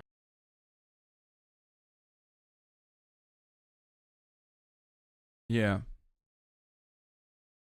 Okay. Representative Kwesi Mufume corrects Heritage's Zach Smith, who claimed that Walter Fauntleroy opposed statehood. To statehood. Mr. Smith, you are naming a number of significant people elected and appointed who were opposed to statehood. And you mentioned the former Congressman Fauntleroy. What was his opposition? Do you know? I do, Congressman. Delegate Fauntleroy was advocating for other voting rights legislation for district residents, but he was saying that he wanted to be clear with other members of Congress that he was not advocating for D.C. statehood because, in his words, that would be in direct defiance of the prescriptions of I'm going to reclaim my time on that, Mr. Harris. I'm not trying to figure out where Mr. Fauntleroy was in the 1970s, but rather where he was all along since then. And he was a big, strong advocate of D.C. statehood. In fact, we took a train, he and I, and a number of members of the Congress from New York back down to Washington, with each stop having a rally for D.C. statehood. So I think you probably want to check your facts on that, because Walter Fauntleroy was not against statehood. Now, God damn, dude. Get fucked, bitch.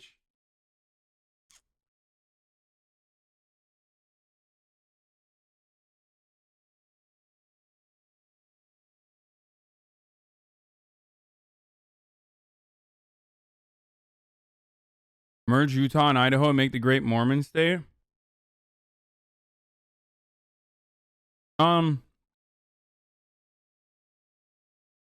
So let's look at the DC statehood gaining national support. Think about DC as the capital, other mall or monuments. But Idaho? they don't think about the oversight. That's great. Idaho. Oh my God, dude. There's some really funny fucking things that you could do. Idaho. 700,000 residents who have no representation in Congress and who are essentially locked out of the democracy that surrounds them every day. Pro-statehood Democrats have Listen, Sweaty, if DC wanted to be a state, well, did they consider not being so black? That's literally the entire argument, okay? Look at all the fucking states that we have currently. That's it. That's straight up. I'm sorry. That is literally the fucking argument, okay? That's the real reason. long called the lack of representation an injustice to district residents. Meanwhile, Republicans have labeled statehood as a power grab by Democrats, looking to change the electoral map. The United States is the only country which does not give the same rights to the people who live in its capital as everyone else has. Eleanor Holmes Norton has represented D.C. in the House of Representatives since 1991, but as a non-voting delegate. She has proposed statehood bills multiple times, but none of them passed until 2019. The District of Columbia Statehood Bill, H.R. 51, is... Oh, fuck. Before I continue with this video, I forgot. I'm going to run an ad right now because it's top of the hour. Boys, you already know what the deal is. If you no longer want to see the ads, all you need to do is subscribe. You can do it for $5 or for free with a motherfucking Twitch Prime, baby. All right? You can do it. I believe in you. Here's the ad now. I'm running the ad. Get those primers out. Let's keep going. Passed without objection. Motion to reconsider is laid upon the table. Or ad block. It went nowhere in the Republican-controlled Senate. but she reintroduced the legislation at the opening of the 117th Congress. This time, she has 212 co-sponsors and commitment from House leadership that the bill would receive a floor vote. Democratic Senator Tom Carper of Delaware also introduced the companion statehood bill. We should all be concerned that today, more than 700,000 tax-paying Americans, over two-thirds of whom are people of color, continue to be denied a vote here in this body. To better understand why D.C. isn't a state, let's go back to 1787. While writing the Constitution, the Founding Fathers decided that it was imperative that the seat of government was not in a state. Their goal was to keep any state from having outsized influence over the federal government.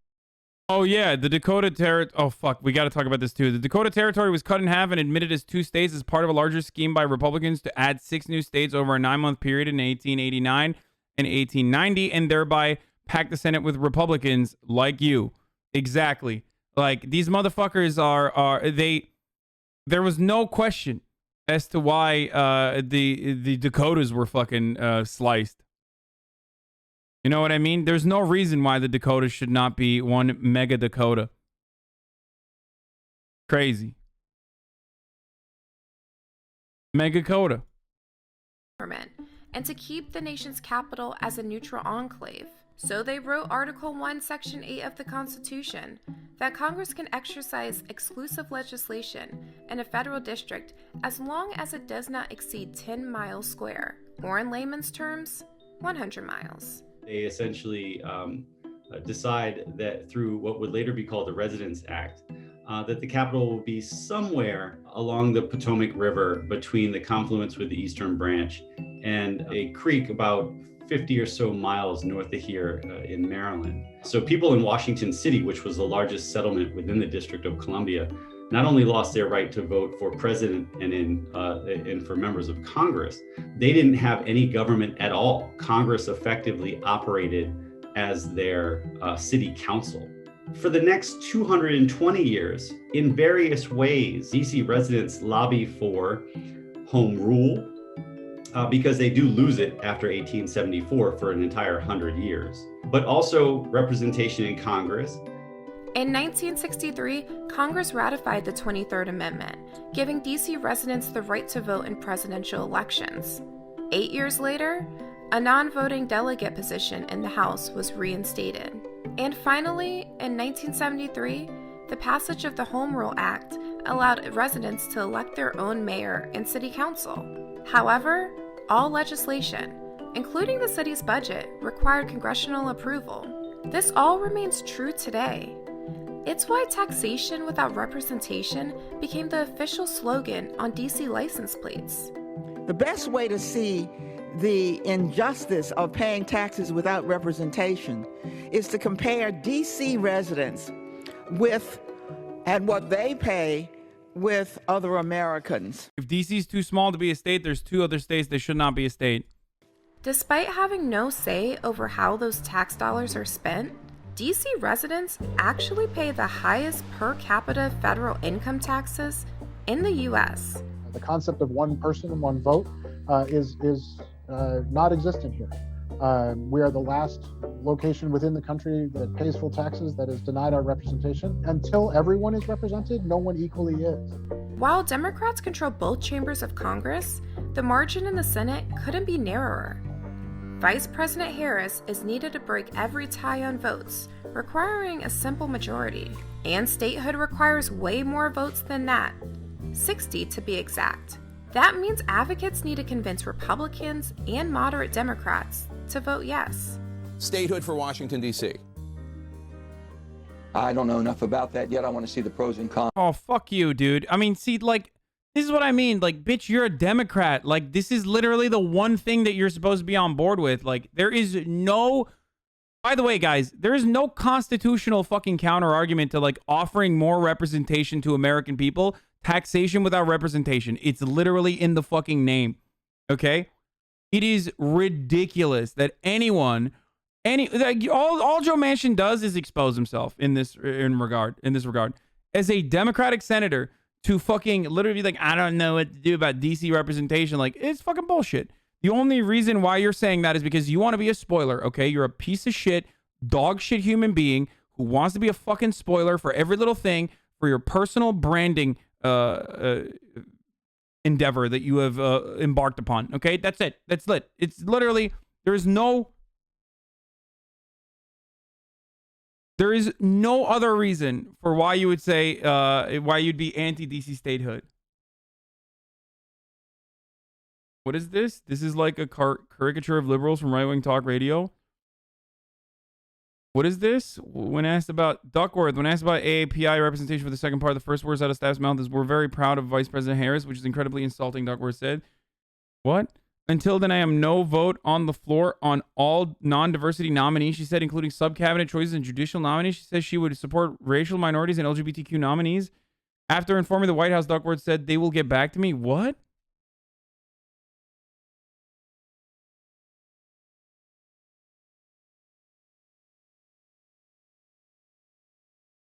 Dude, what are these people doing, man? What are you doing? What are you doing? What are you doing?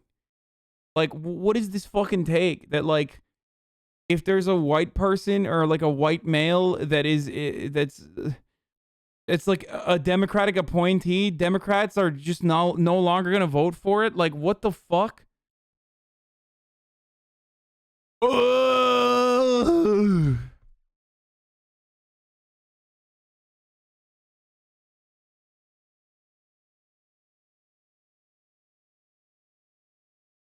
Lol, this is Red Rose Twitter's champion. Really? Tammy Duckworth is Red Rose Twitter's champion? Are neoliberals that fucking stupid? Since when?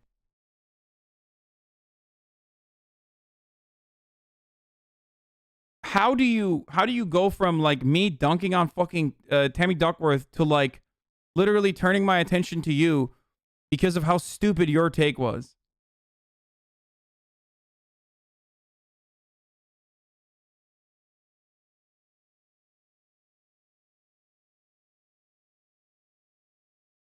Duckworth says she'll block all future Biden nominees until he names a high-ranking AAPI official. That demand just happens to come moments before she does a huge favor for Israel by opposing a lead advocate of the Iran deal under Obama, but he's white, so it's for justice sake. Duckworth says she's informed, we already saw this, why the U.S. Senate should reject Colin Kahl's appointment. He was also a major advocate for the Joint Comprehensive Plan of Action, the 2015 Iran nuclear deal. Oh, Jesus Christ. I don't know if that's like the way that she's going about it. Maybe she just thought she wanted to have a girl boss moment or some shit.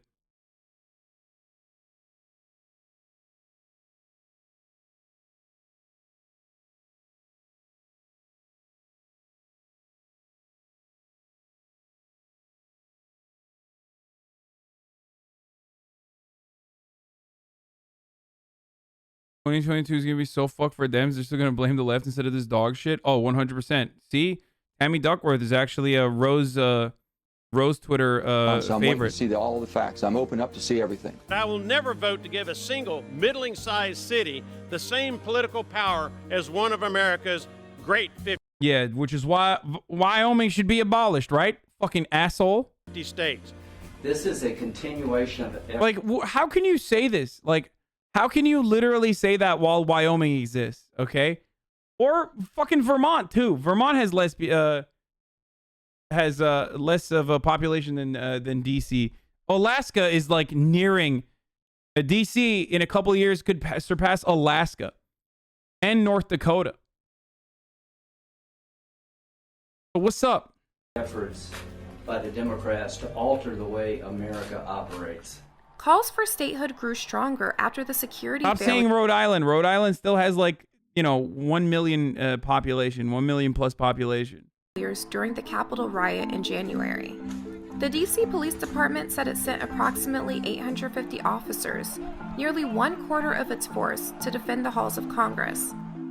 I'm upset that 706,000 residents of the District of Columbia did not have a single vote in that Congress yesterday, despite the fact that our people were putting their lives on the line to protect our democracy. Others noted that the National Guard could have responded more quickly if DC had a governor with the power to call them in. I think the recent events have highlighted why DC statehood is important.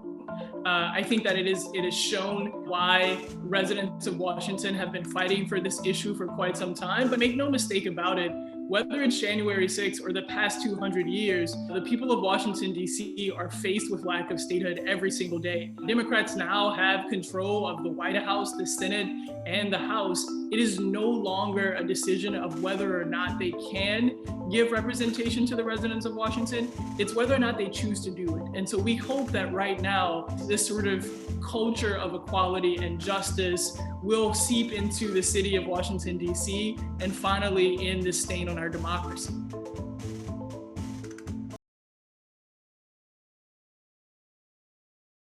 I'm not going to cover more transgender sports bill fucking shit, okay? Uncap the House. My grandpa also argues that DC should be neutral. How do you argue against the state? Like, what do you mean DC should be neutral? Like, there is no neutrality in DC. Why should it be neutral? Why?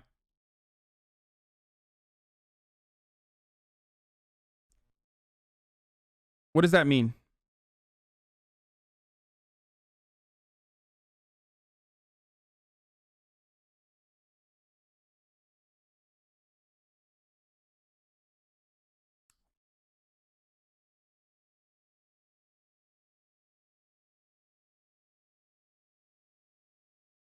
Because you touch yourself at night? DC should be net neutral. I'm smart.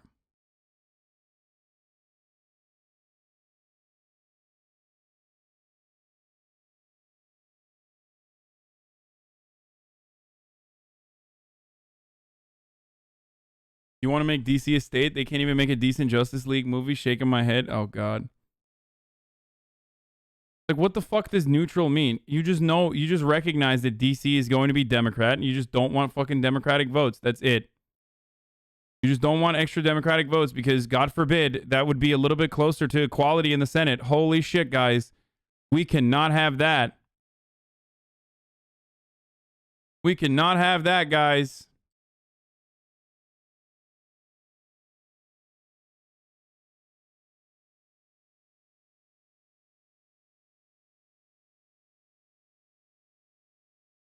Is there a reasonable way to give DC the ability to have voting representation in Congress without making it a full-fledged state, like just giving them senator rep with voting rights and letting them vote in MA/VA elections but still remain under city congressional authority otherwise? No, why?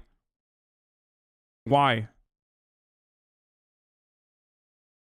It's like saying that DC should remain neutral because like the president lives there is just as childish of an argument as like, I like 50 as a number, okay? That's literally it. Like it's just there is no good like argument beyond baby arguments.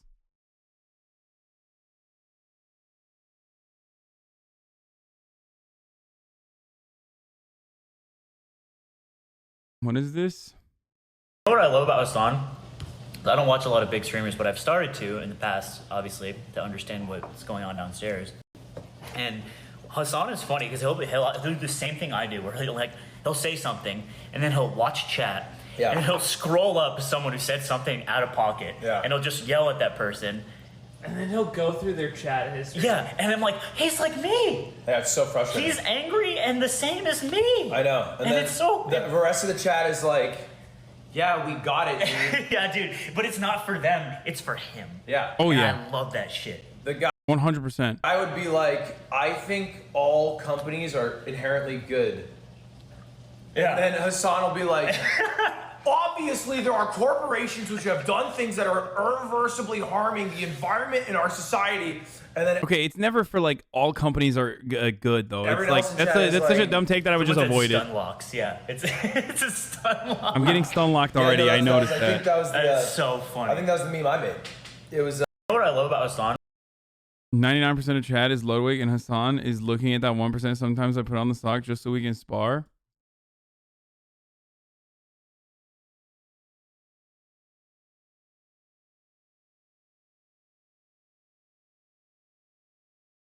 I don't fall for bait. Guy with a mouthful of worms. No, I fall for bait all the fucking time. all the goddamn time. I'm falling for bait right now while talking about like fucking not falling for bait. It's terrible. It's my biggest weakness. It's just, but also Republican politics is literally just all bait. So it kind of works in that way, you know?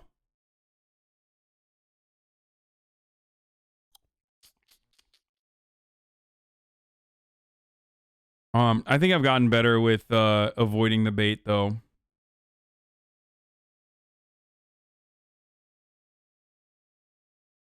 I mean, listen, if you don't want to get a new flag, just fucking draw another star onto it, okay? For those of you who are just upset, is a simple majority in the House, Senate all that's necessary to make DC a state? No crazy constitutional procedure. No, you need. I think you need a filibuster-proof majority to be able to do that.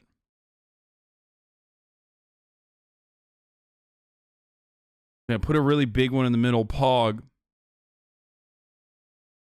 Why are Arabs trending? What did I miss? The shooter from Colorado was not just a regular old white guy, but it turns out he was a white guy who was also Muslim. So, of course, now everyone is talking about how he is a Muslim. A lot of the people that originally were very upset at people saying, like, this is a white supremacist act of terror are now running around and saying, no, this is actually Islamist terror. And we're very angry that you are saying that this is not Islamist terror. What now? Libtards is what they're saying. Yes, he is a Syrian, I believe. Okay, moving on to the best kind of drama, Minecraft stands. Apparently, Kaceytron, the queen of African-American vernacular English, who is a big queer baiter and also loves doing racism, is in a battle against Minecraft stans who just found out about racism. Damn, that shit sucks, dude. Look, I love that there are entire communities out there that are really, really getting involved in social justice and whatnot. But from what I understand, there is definitely a big fucking air of toxicity in stan culture. It doesn't matter if we're talking about, it doesn't matter who we're talking about as far as like creators goes. It doesn't matter if it's K-pop, Minecraft, fucking Steven Crowder stans, or any other content creator, juicers. You know what I mean? There's always, even HasanAbi heads, there's always going to be a fucking toxicity involved in stan culture. So Minecraft stans, on the other hand, are kind of interesting because they practice, from what I've seen, I've only tangentially seen this, the Dream SMP Minecraft stans have like a very 2015, 2016 Tumblr era takes on social justice. And because they're like fucking 12 to 14, they don't have the precursory knowledge on like American politics or American history. So they just kind of operate with a lot of, they operate like very aggressively while simultaneously operating from a point of not really fully understanding the issues that they are championing.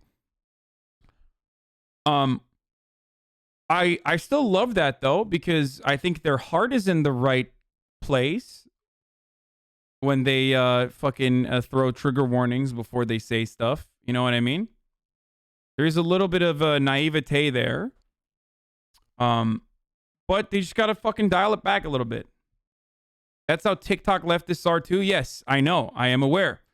There are a lot of areas, there are a lot of spaces where there's like liberal, rad lib political demonstrations that are like, that take the identity politics into the next level and exclusively argue on those terms. No, it's the children who are wrong. No, you're right, actually. You're right. Behaving in the way that a lot of these people do is actually correct. I am wrong. I haven't been. They blame Austin in the comments. I know that's a fucking. I know that that is a meme from The Simpsons. It's just that like that person was using it there. Okay, is this what COVID lockdown has done to kids today? They're literal 14-year-olds and replies trying to ratio her. This is like their limit break ability, I guess. She's cold. Sheesh, cold ratio, bro. Time to ratio the homophobe. Yeah, Kaceytron is not homophobic. That's fucking preposterous. And also, she's not racist. That is also preposterous. Please tell me that I am defending yet another big streamer in the face of a much smaller streamer or something. We're defending Kaceytron here. Go ahead. Fucking do it. I know. I'm doing it again, right? The tiny streamer Dream and his tiny community I am criticizing while defending the much larger streamer Kaceytron once again.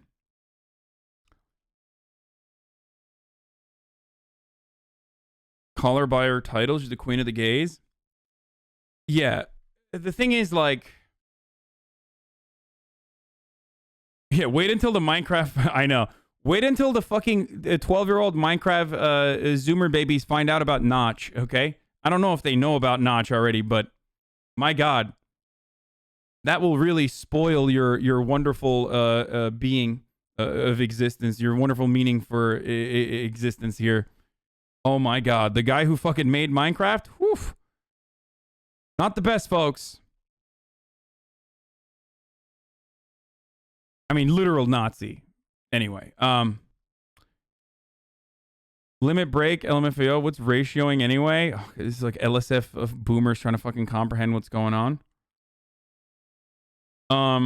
As if internet culture wasn't toxic pre-COVID. It's only a matter of time until someone from the old wide circle got placed in the crosshairs of the new Austin audience. Surprised it wasn't someone like Zerka first, honestly.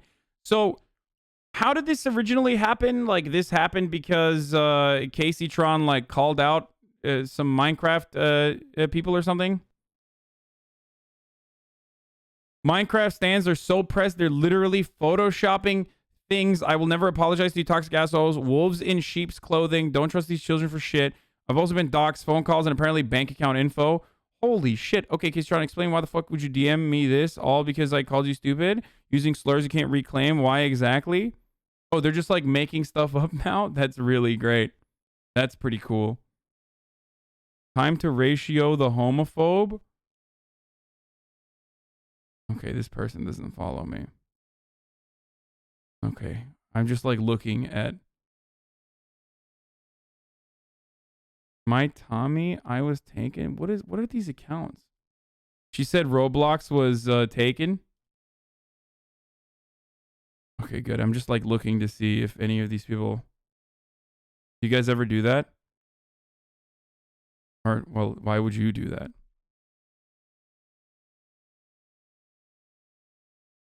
How can you defend Kaceytron against Dream? His fans have done nothing wrong, and I don't know why people keep accusing us stands of being hateful and attacking big streamers. Please don't attack Dream. I mean, they're kids, dude. Like, they're kids. I don't know how else to describe this issue. I don't know how else to talk about it beyond, like, they're kids, and they're gonna fucking grow up eventually and grow out of it. Okay, that's all I gotta say. It is super toxic, and they should chill the fuck out. And Dream and you know, all these other people that have this kind of community who routinely speak out against like the really negative consequences of stan culture should probably say some more shit about it. I mean, I try to whip my audience regularly when they do stuff. Call that Dream and George, I think, for queer baiting. Wait, really? Yeah, kids can and usually will resort to assholery since they don't know better.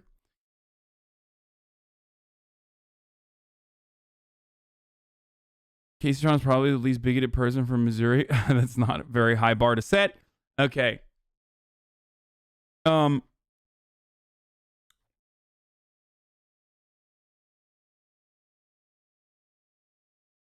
Minecraft Stan accounts gets Kaceytron drama into the #1 Twitter trending above the tragedy in Boulder, Colorado today. Jesus Christ, dude. Jesus fucking Christ. Dream downplays the hate Kaceytron is getting from stands by calling it constructive criticism. I'm sorry? Denounce all hate for Kaceytron today? I denounce all hate for anybody. I denounce all hate for anybody at all. I denounce any and all hate. I don't support hate. But I think that some people She had 26,000 viewers last night. Oh, good for her. certain things that aren't hate as hate.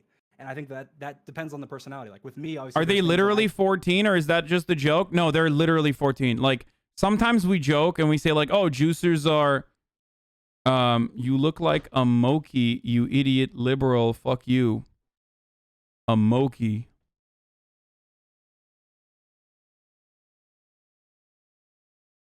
Oh man said I look like a Moki. All right, you know what? I'm going to let that slide. I want to see what else he comes up with.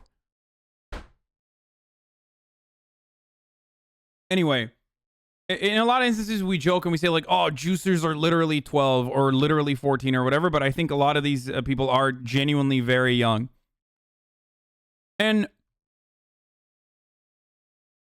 the thing is like,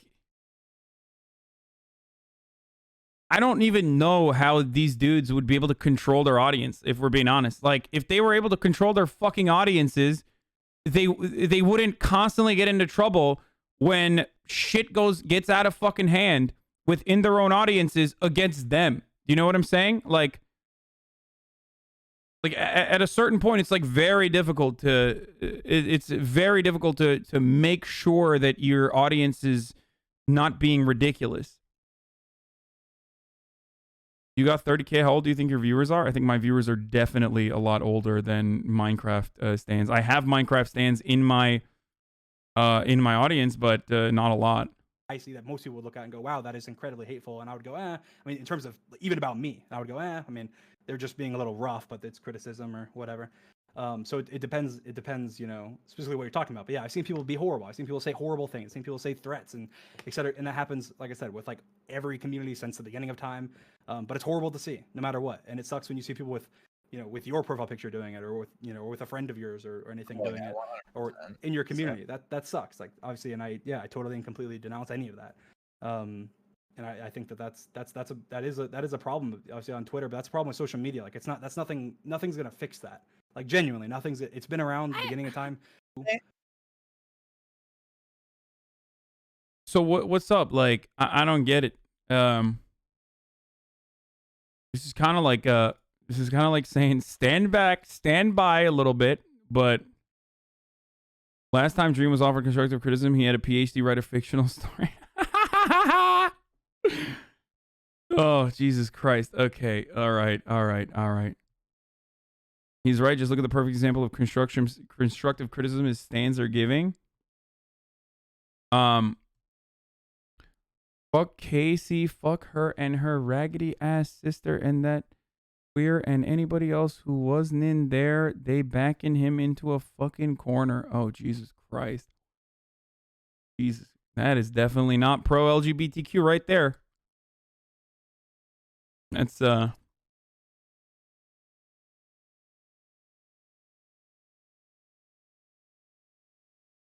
Hasan, they just said you're next after laughing at that.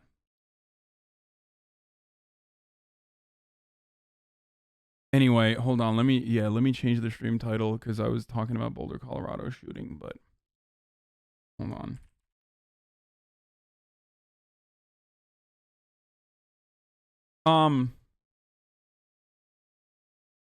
Wasn't expecting a 2021 Kaceytron arc. Yeah. Same community docked Schlatt the other day. Yeah, that's the thing. Like, if they could control their fucking stands, they literally would control their stands, they would stop them from, you know, doxing one another. They also forced him to confirm his sexuality, which he stated he doesn't want to label before watching him being honest. Is not pog. Yeah, it's not good. It is not good at all. Hasan, I swear these kids are basically just new age 4chan, but probably worth much higher numbers. That's for sure. I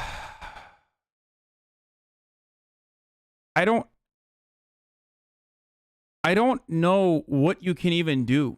You know what I mean?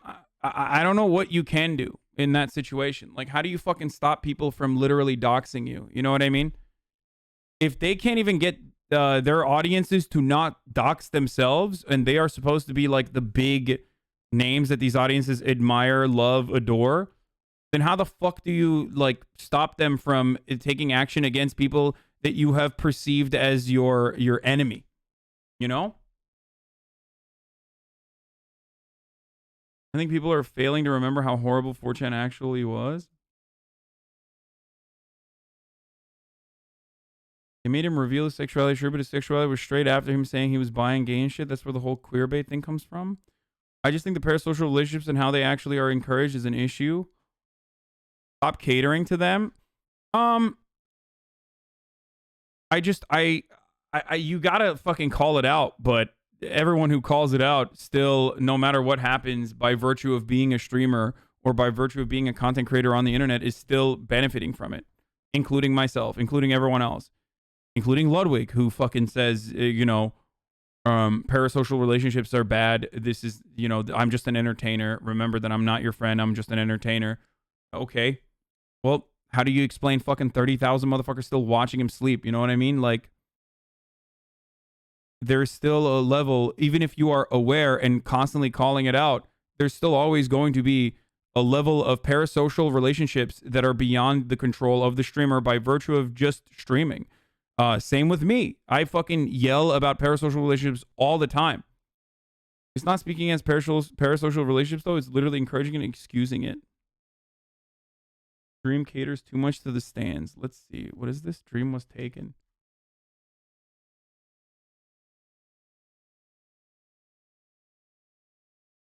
This community has gone way too far. A bunch of mostly teenagers enjoying watching content creators and making friends with each other. I have never seen anything quite as disgusting.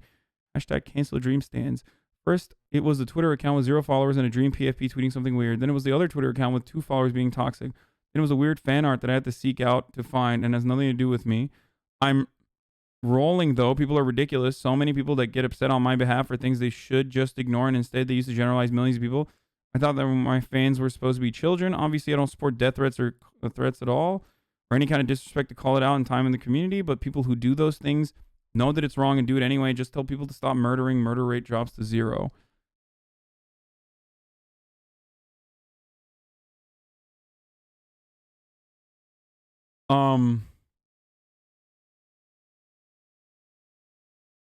I don't. The problem is, like, I've talked about this before with XUC as well. It's just like the small minority of your community is gigantic in comparison to the rest of the fucking the rest of the internet. You know what I mean? Like, it's just like it's you gotta say something. You gotta be like, this is completely unacceptable. I don't know. I can't see this going anywhere positive. I literally I can't. From discussing real life atrocities to feeding on teenage internet drama. Marvelous. Yes, there is a, listen, this community discusses numerous different things, and parasocial relationships is definitely one of those things that we discuss from time to time. I'm sorry that I'm not literally constantly covering fucking the legislation for, fucking 12 hours. Dream stand supremacy, shaking my head.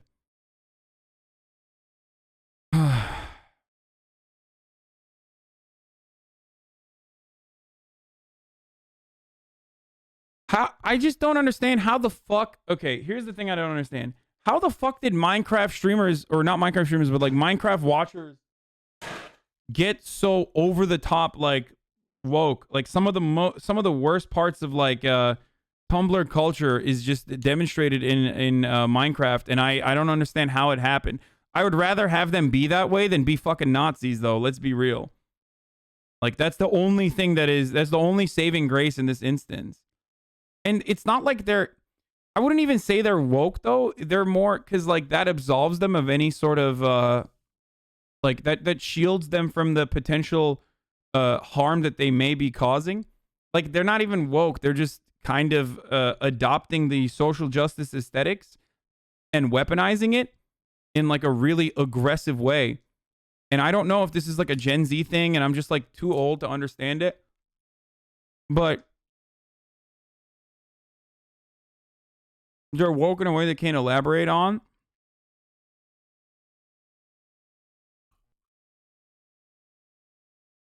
Clips via TikTok appeal to the adolescent girl demographic. They become interested in streams alongside Twitter consumption just leads to being woke.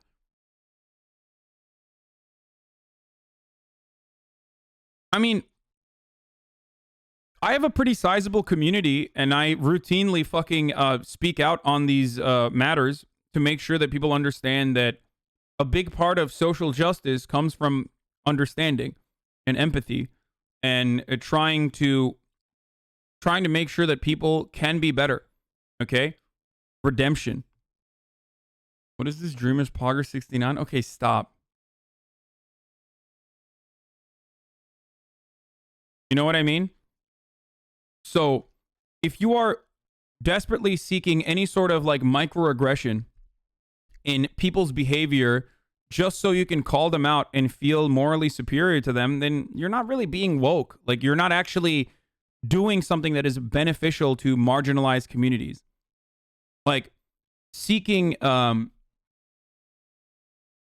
looking into Kaceytron's background because you don't like what she had to say about your favorite streamer is not social justice. It's a bastardization of social justice, and therefore you are diluting the pool of people who are genuinely advocating for social justice by making it seem like everyone is ridiculous and out of pocket every time they fucking engage in legitimate causes.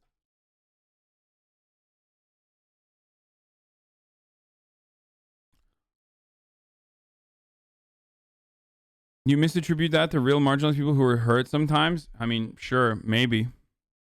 I mean, I do, yeah. How do I convince my friends' dream stains that they're going about things wrong, Sag? It comes with time. Like I said, I would rather have them be SJWs, I guess, than fucking Nazis. But you know, TikTok and Minecraft social justice is so OP. Like, I just don't know. I don't know how the fuck. I don't know how the fuck you dial it back a little bit. You know what I mean? It's just like I feel so old when I talk about it. It's like either you're a fucking if you're Generation Z, if you're a Zoomer,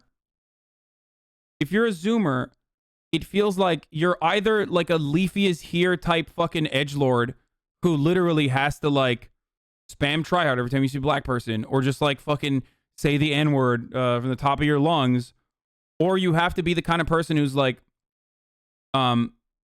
saying shit like you're really hurtful to non-binary people because I don't know. I can't even come up with anything right now. I just like one time you misgendered someone accidentally and that person didn't even care about it, and you never did it again. But I found that you did that once, so you're fucking transphobic or some shit, you know?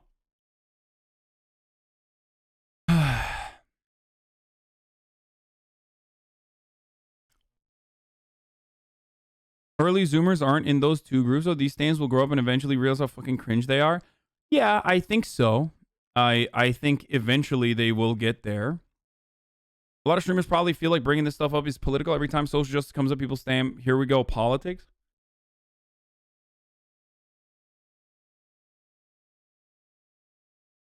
I saw Dreamstan saying that having ADHD means you can say the R word. Yeah, I don't know. I don't really, like I said, like having like or being considerate of social justice is a good thing. It is a good thing. It's not a bad thing at all.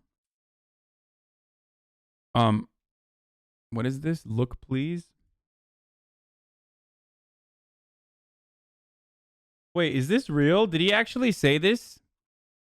80% of people who get the coronavirus will feel a mild cold. Think those people are being tested for coronavirus and counted? These numbers are severely misleading and are just fear-mongering? There's no way. Completely misleading and spreading misinformation. For the average person, it is no worse than the flu. The difference is most people are vaccinated for the flu. Oh, no. Are you fucking serious? This has got to be fake, right?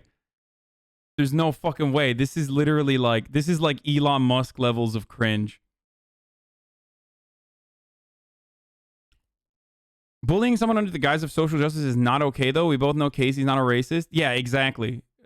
I do agree. I don't believe that this is real. There's just no fucking way, dude.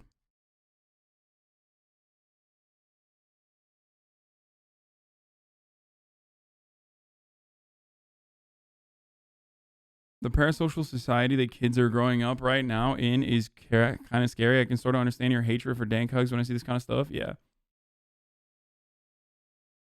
I think creators have a lot of power. If Dream really wanted to make it stop, he can literally tell them to shut the fuck up. It's not that easy.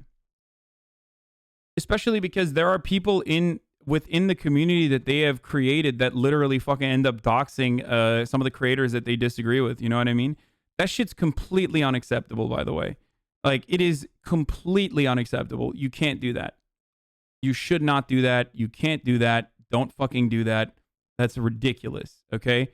Absolutely ridiculous. Like, you dial it back. Dial it the fuck back. TikTok is turning social justice practice into dox and cancel and removing all the reparative and effective aspects. Kids just overcompensate for what they are. Yeah.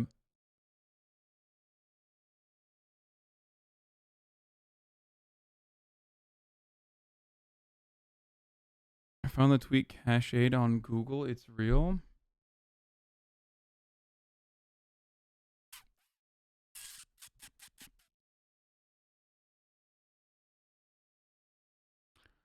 Oh, no, no, no. Twitter is going after you now. I think it'll be all right. Maybe it's the...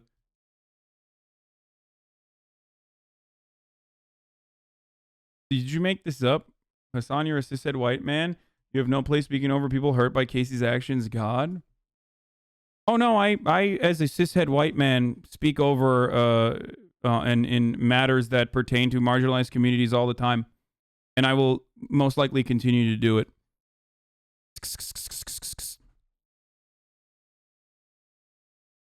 Yeah, I'm going to continue doing it.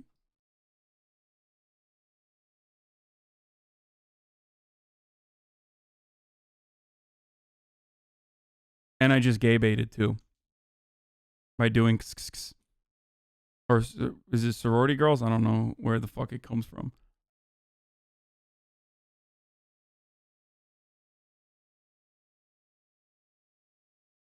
Anyway,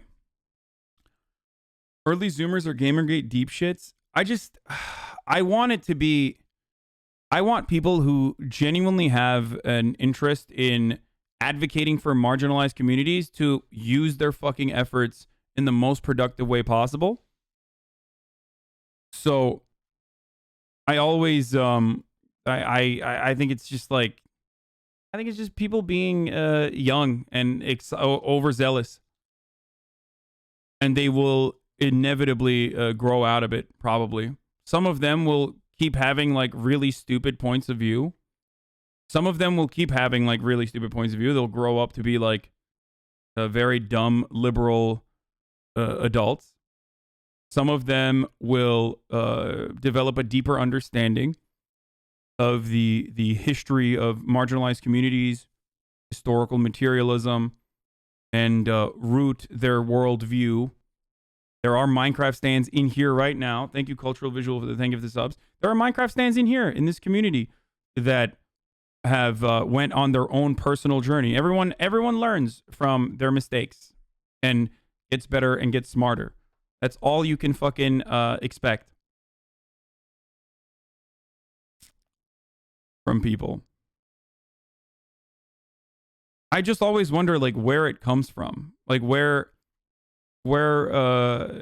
these people are coming from as far as like how they develop these points of view. The art I've stumbled upon on Twitter from these stands I will never forget. It genuinely keeps me up at night. The vile shit I saw.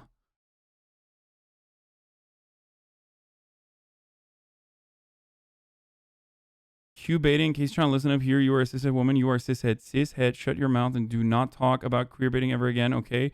You have to place in that subject. We don't need you to amplify our voices. We can fight for ourselves. Yeah.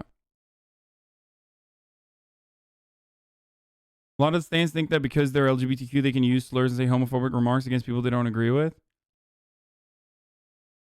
I know for a fact that if you get into arguments and your stands go after someone relentlessly, you will at least spend 10 minutes yelling the fuck at us. Maybe it won't stop everyone, but it does send a message. Yeah.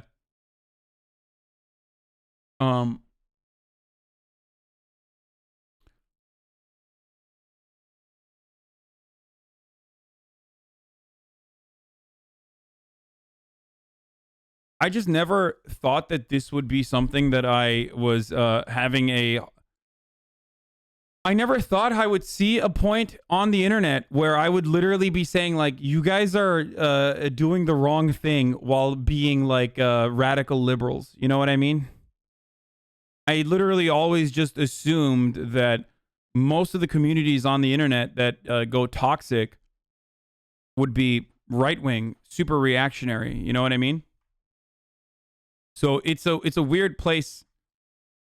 I'm in a weird place here where I see people who I believe have good intentions overall, or at least their heart's in the right place, but they're like going about it the wrong way and weaponizing social justice.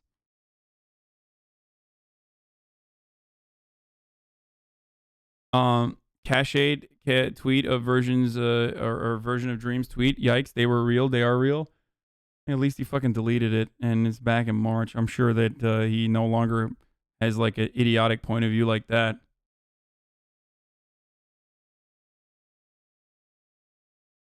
I don't really agree with Dreamer stands that's much, but some of these people aren't presenting Dream side of this, which is hypocritical. There's toxicity and stupidity in all of us. We have to be aware not to feed it.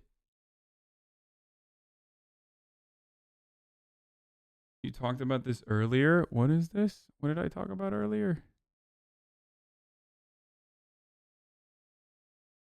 What the fuck is this, dude? I clicked on this and it's like trying to log me into my fucking account. What are you doing?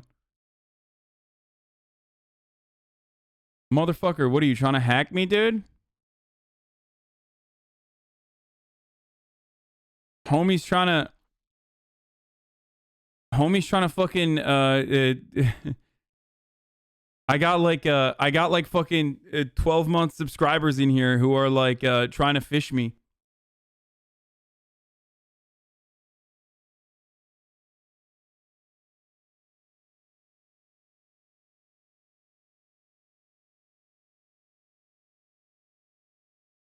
I know, right? Constructive criticism is really helpful too. I love these ones in particular. Incredibly constructive. Thank you, Dream Stands. Just log in real quick. Didn't this Dream guy cheat in Minecraft? Huh?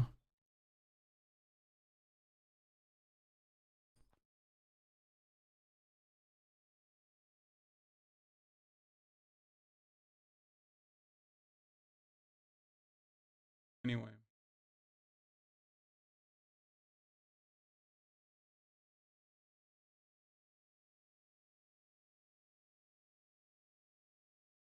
Stop silencing black people's discomfort by calling us cancel culture? What?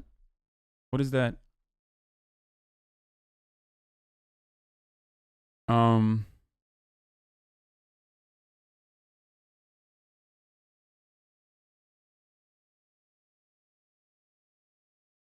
Dream being pro R word? It's a slur. Don't fucking say it. And the story says who the language, please. You don't go around. Wait, I don't get it. Is like, how is... Bro, this Dream kind of strikes me as like, is this real? Like, shit that I'm seeing unironically makes it seem like he's just like a regular fucking white dude on the internet who's like a bit of a fucking centrist in like almost every way.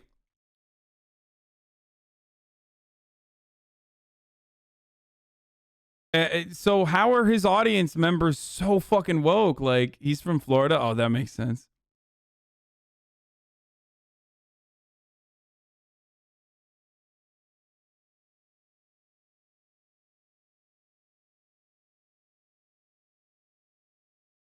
Says who the language, please. You don't get to go around enforcing your own language rules on behalf of other people. It's a descriptive word and has been used to describe slow development for a long time. Just offensive as dumb and idiot.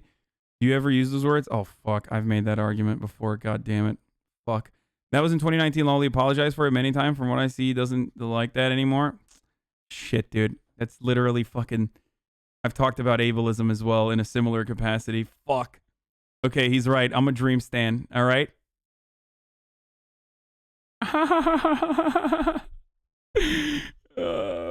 Fuck, dude.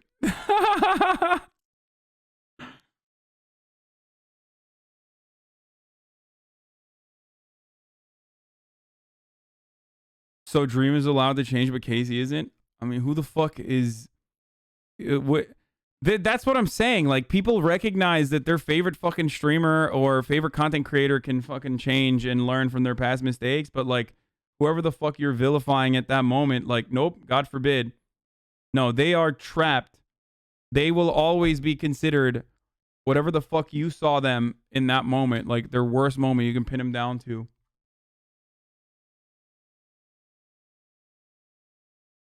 What is this? What are you guys doing? What is this? Who is this Hasan dude? Who is Hasan? Who is Hasan? And does he need to be dealt with?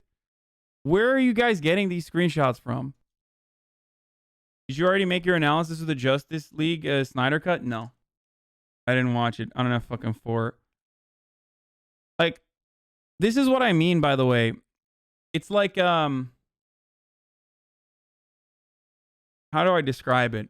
Like, that attitude alone. Like, oh, does he need to be dealt with? Like, that's really fucking not good. Like, that's not nice at all. Hasan is hot. Leave him alone, you freaks. He's pushing 42. Okay, I'm 29 years old.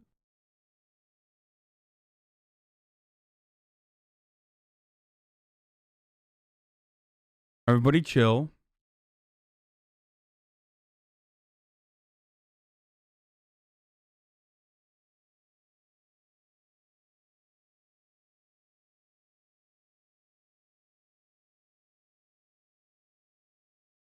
Hasan has the R-word pass because he has ADHD? No, I don't think so.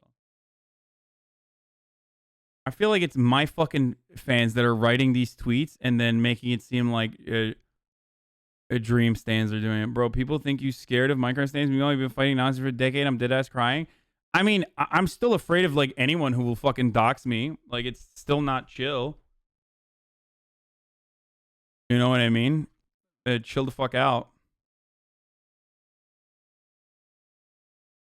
Best one. Hasan, why did you compare Dream to Trump? Answer quick.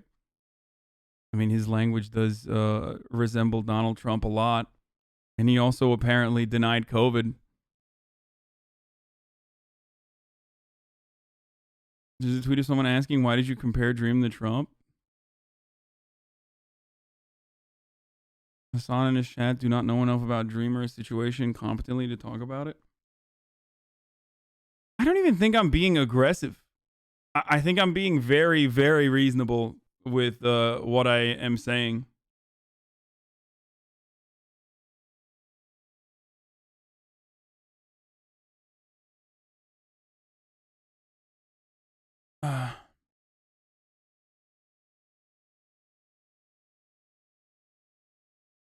Anyway, denying COVID in March is different than denying it in April. I think so too. I agree.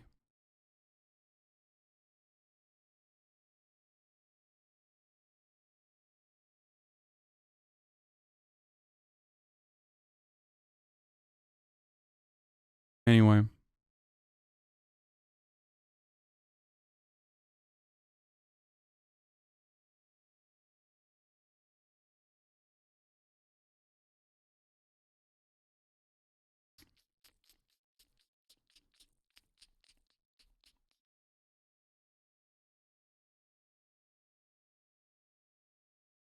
Hasan saying Stan's pulling up bullshit Casey has done is toxic and then reading 2019 Dream tweets from and analyzing it. I mean, okay.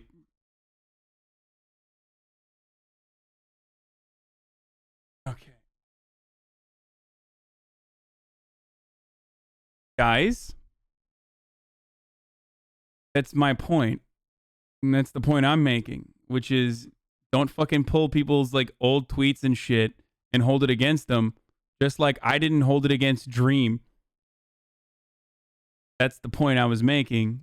So welcome to the point I was making. I'm glad that some of you will maybe recognize it.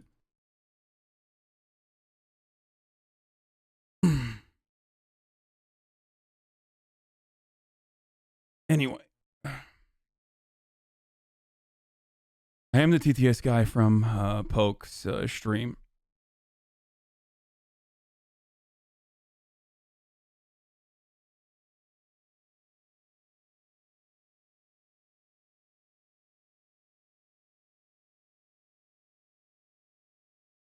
Anyway.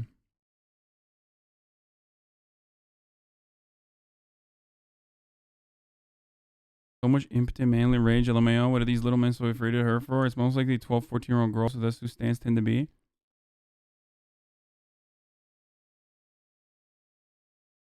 You have to understand that you have 42 years of experience under your belt and we're like 20 max.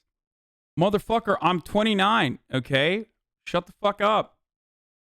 It's fun how they're cynically using social justice to defend their favorite streamers. Yeah, just don't do that. That's my take. If you're you know, if you're in the Minecraft world or whatever, and you know, I'm glad that you're really getting into social justice. It's great. Welcome.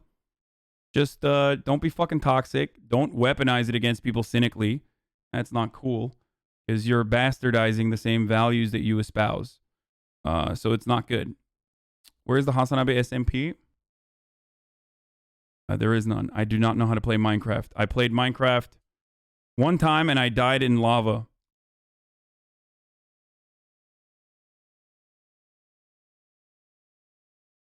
Did you talk to Meow after you caught the guy who robbed him? No. Use smaller words. Don't be a baby.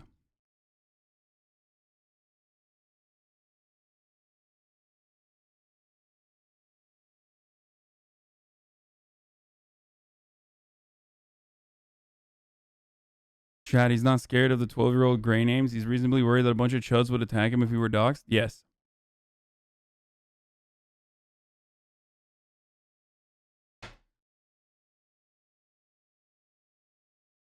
You tweeted you would play it again and don't hold everyone who replied. This is true. I said I was going to play Minecraft and then I never ended up doing it. But since Rust, I am kind of into, you know, that sort of gameplay. I might actually enjoy it. I did play Breath of the Wild, though, which was a baby game and very good. Maybe one day.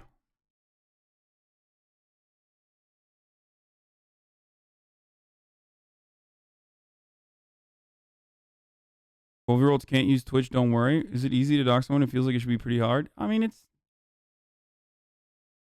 If you have if there's a will, there's a way. Okay. Let's get back to some other shit. Minecraft stand accounts gets Kaceytron drama, the #1 Twitter trending. Changang OOC talking about what happens when chat hoppers are talking about and calling UCC dog shit. Hey, moderator. fucking chilling, bro. Hoppers, I guess? Yeah. Yeah. Okay, I had to go to aim labs real quick to fucking test my aim. What are they crying about now? Oh, we did it for the views, man. They're calling you a social democrat? How dare they? Yeah. You know? Because we're the ones that told him to shoot up the racists. Oh shit, bro. You can't make this shit up, man, I swear. You know, the usual shit, RP with that shit. Yeah. The fucking far, dude.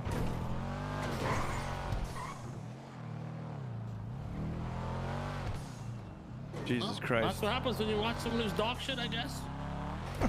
We be getting kills over here, bro. Popping Dundee's head like a little fucking balloon.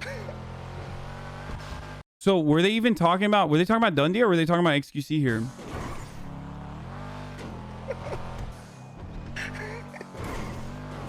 No. I thought they were talking about Dundee. I have no idea what the fucking deal is because I don't know.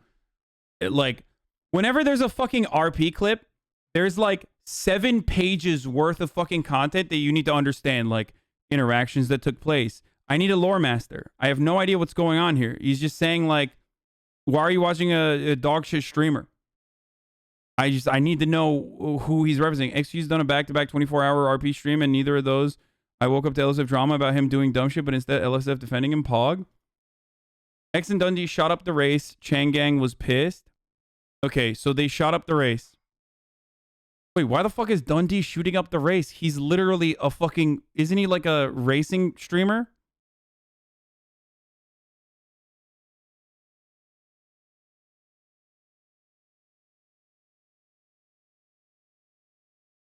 He got robbed because they fucked him up to get revenge. Hutch killed Dundee. Hutch killed him and banned him? Wait, why? Probably Dundee, since he's been clout chasing, like only playing with XQ or other big streamers. Like, dude, I low-key get why fucking streamers do that. If you're a roleplay, primary roleplay streamer, I totally understand why the fuck a streamer would like literally look for a way to create an interaction, especially if they're doing it in a positive way, especially if they're like creating roleplay or some shit. I mean, there's the opposite of that where I like fucking avoid my people that I know and people that I would normally stream with if there's like no roleplay reason for it. But I get why like someone who is fucking trying to make a living would do that. You know what I mean? I'm gonna look at the Big Time Tommy thing in a second. Hold on. Yeah, I saw that. The problem is OOC is Dundee rolling with excusing it's like Kuno. Like, how does he not have emotional whiplash? Those two are like polar opposites of one another. Like saying Buddha is leeching off you. Chatters have no friends. No. They kept killing Dundee the moment the race started for being friends with X. That's kind of weird. It's 34K actual new leaf strong feel strong. Casino closing was a godsend. Yeah, it's weird for everyone to just drive around and be 100% OSC talking shit so casually. I feel like most people would try to act like they're RPing about it.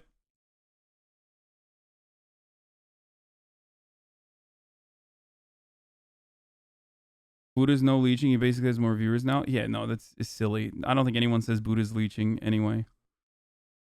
Like, Buddha has always been one of the larger roleplay streamers regardless. And now he literally has more... He has more people watching him when we're playing fucking No Pixel than I do in some instances. You know what I mean?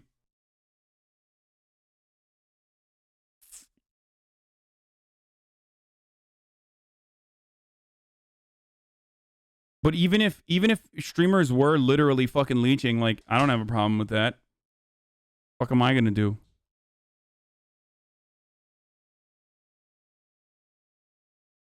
Like this is their livelihood, man. This is their opportunity to show what they're capable of to a larger fucking audience. It's good.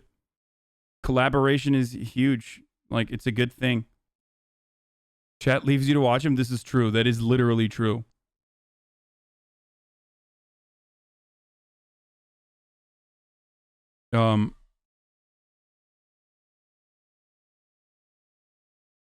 The chats love Dundee though, so there really isn't bad blood between them. I think it's probably more so like OG RP players that dislike streamers that happen to like other OG RP streamers that happen to hang out with like bigger meta streamers. You know what I mean? But there is a reason why high priority streamers, like there's a reason why streamers like myself and XQC and all these other people get priority on the server. It's so that the server grows. It's so that there's more people. It's so that there are more eyeballs on people's content. Like that's it. It's a meta streamers as in like, because No Pixel is a meta right now. That's what I meant.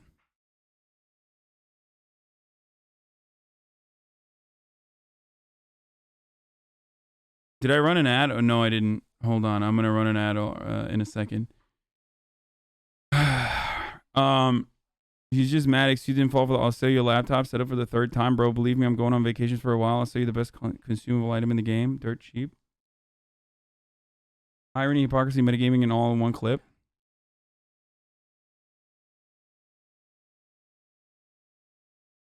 There's no problem with stream sniping as long as you do it right, like Buddha when you wake up in the game. Yeah, no, that's fucking stupid. It's like not a offense at all. When it's the 11th fucking time that the servers crashed, like, and he's joking, that's entirely different than anything else. I'd rather have a gaming RP streamer leech to me, increasing their audience, than right-wing Andy's picking me apart for bullshit. Didn't Maddie say Lyric changed his life by playing No Pixel with him? Oh, really? That's interesting that Maddie said Lyric changed his life by playing No Pixel with him. I think Maddie's life was changed by, I guess, being born into the same family. Maybe that was... Which is not even true because they don't even fucking interact in the game at all. Yeah, Murat's life was literally changed by... No, it was Tony who said that.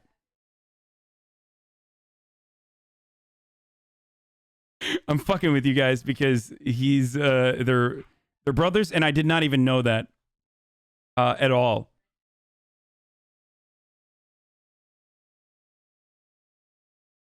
Yeah.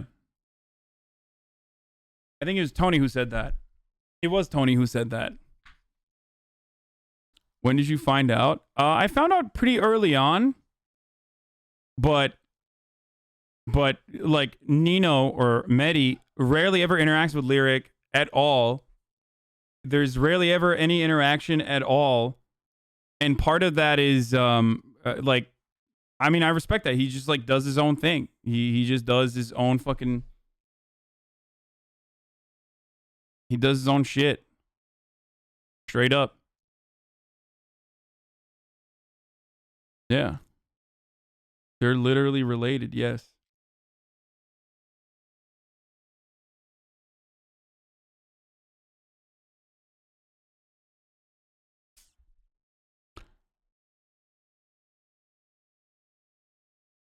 He hates being compared to his brother when it comes to streaming. They both have do their own thing and he leaves it at that. Yeah, no, there's just... I totally understand why someone would be upset about that comparison, especially when they've made an effort to, you know, build their own thing on their own, which Medi definitely has. You know?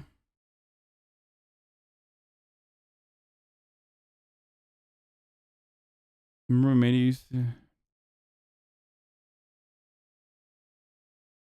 Anyway, how to trick a monkey. How to trick a monkey. Why would you watch someone play RPAK? Got him. Fucking got him, dude. Absolutely dumpstered upon. Get fucked, Lyric. Kevin calling Whippy dog shit. What is this? Why is there so much like fucking intricate like OOC drama on live stream fails right now? What the fuck? This shit's gonna trigger the fuck out of the normal the Normandy LSF Andes.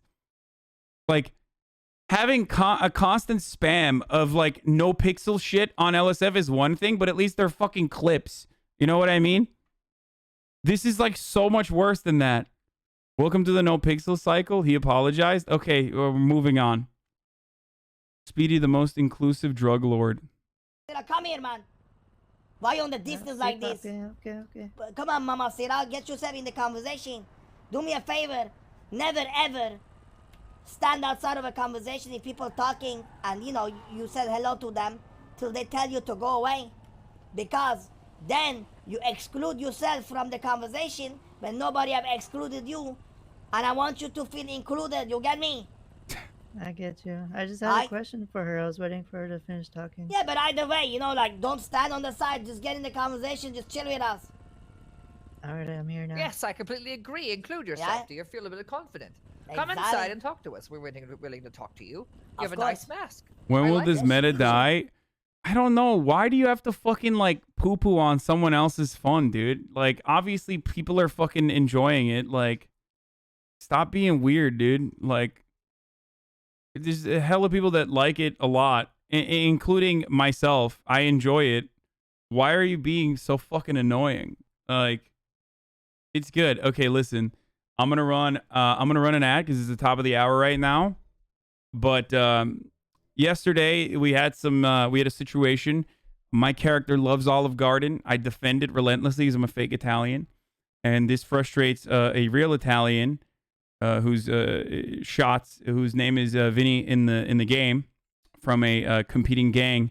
So apparently in the past, Rami had purchased another Big Time Tommy clip for shots. Did I run the ad? No, I didn't run the ad. I'm running it now. Shots lives in the same neighborhood as me? Oh, that makes so much sense, Nate. So Rami went and he got a fucking $57 cameo for me from Big Time Tommy. And this motherfucker literally did a 5-minute video, apparently. I haven't seen it yet. I retweeted it last night. And I wanted to wait.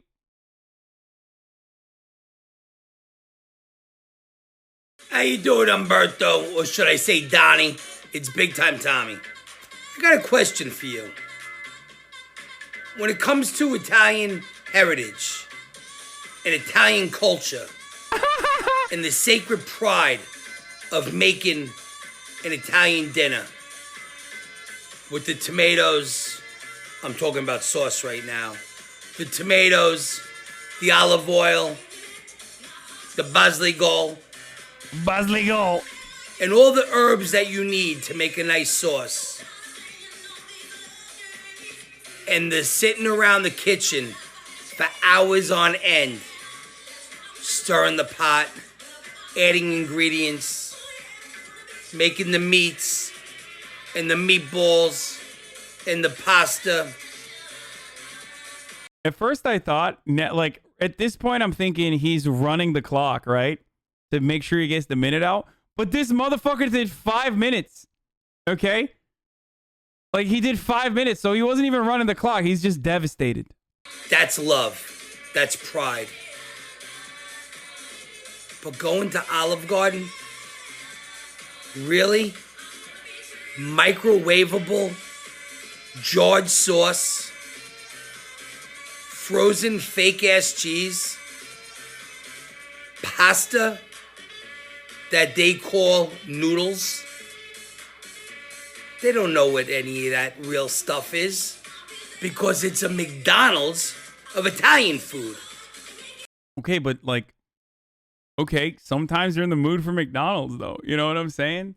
Hey, not the fucking debate Big Time, you know, not the debate Big Time Tommy, but sometimes you want to fucking eat McDonald's over here. You know what I'm saying? And people that want a nice Italian, real, authentic meal, don't go to fucking Olive Garden. I don't get it. Your friend Vinny Pistoni, he's an Olive Garden guy. Now I gotta hear about you, Donnie? Yes! Olive Garden is the sellout of all sellouts as far as Italian food.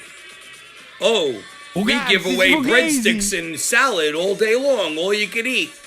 Well, guess what? They're not doing you any fucking favors. Salad is almost fucking free. What does it cost them, 30 cents to fill a bowl? How much salad can you freaking eat when you go there? And breadsticks. It's dough. Rolled up into a freaking rod, stuck in the oven, brushed with some garlic butter, and now you got a breadstick. They're not doing you no favors by giving you that shit for free to get you to come in there to spend $12 on an entree that's all fake microwavable Italian fake shit. I'm surprised at you, Don. What the fuck is playing in the background, dude? It's like, it just makes it so much better. How much does this dude pay? $57 for this fucking incredible... Get to a nice, authentic Italian restaurant. He's still going. Someplace where there's Italians that came over from the other side that are in that kitchen. A mom and pop Italian establishment and eat real Italian food. Because everybody knows Olive Garden sucks. You really can't be somebody that knows anything about food eating at Olive Garden. So keep on eating there if you want. Eventually, one day, you're going to get very, very, very sick. It's all microwaved, nasty, frozen, pre-made fake ass shit. If you would at least write to me and tell me what city, state, or town you're from, I could guide you to an Italian restaurant that has real He wants to know my location. Big Time Tommy wants to know your location. Italian food. But Donnie and your friend Vinny, wake up and smell the cappuccino. Rami, I don't know what I'm going to do with your friends, pal. I really don't know. Olive Garden always sucked. Olive Garden still sucks. And Olive Garden will always suck. It ain't real Italian food.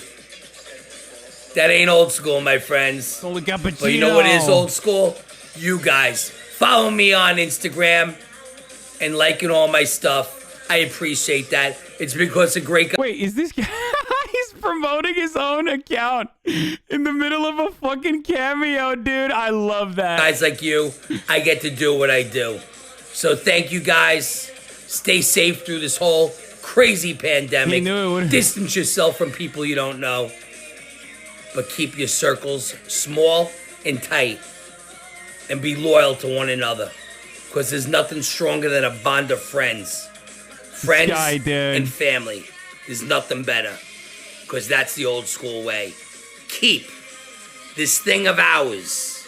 Keep America old school. OS for life. Take it easy. Take it easy. Oh, that's so good. That's great, dude. Dude, he has such powerful fucking repo guy energy. It is not even funny. It's great. I love him, dude. Fucking Long Island repo guy. Take it easy. Take it easy. OS for life. Don't fall for it. Big Time Tommy is a dream stand.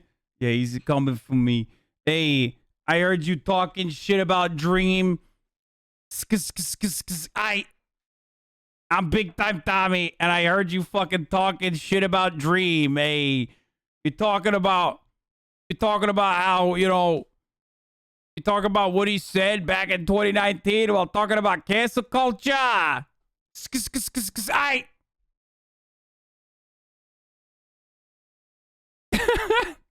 Big Time Tommy, but uses Zoomerisms. He's been on the Bodega Boys with Dasis and Mara, really?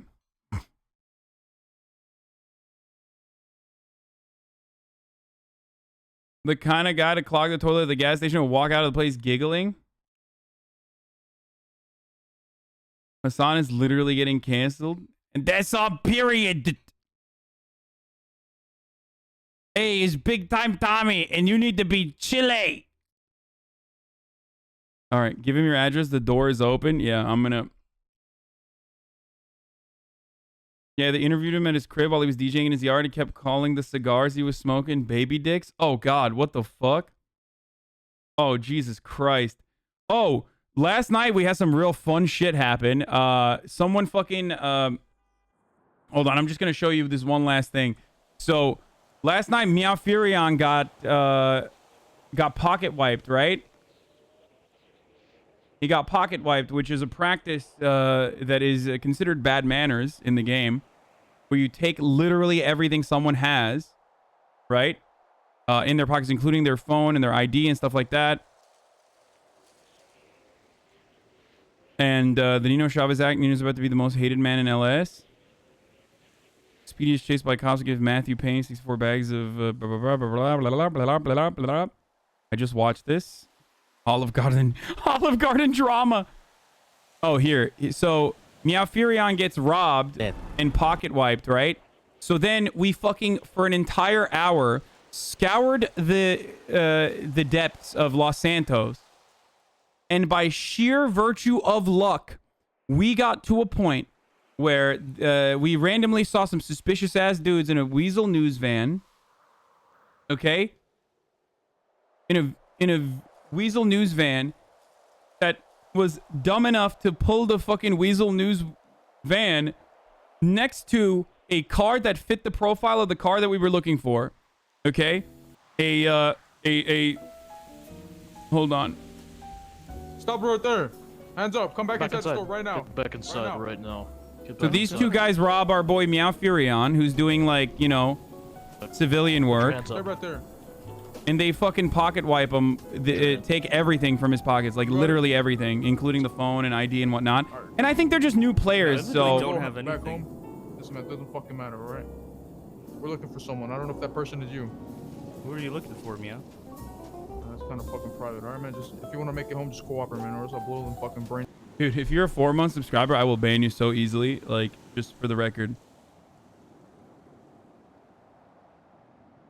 Out right here right now, you won't make it back home right If you're now. gonna fucking shit talk roleplay and gaming and stuff, like I don't care. I will ban you super easy. Well, that's kind of rude, man. I'm just chilling. So Don't be so mean. If you need money, you can just ask. So they took everything from his pockets, right? We're good, man. All right, let's get out of here. Let's go. And you know, these are like easy targets usually. Civilians are easy fucking targets to rob like this.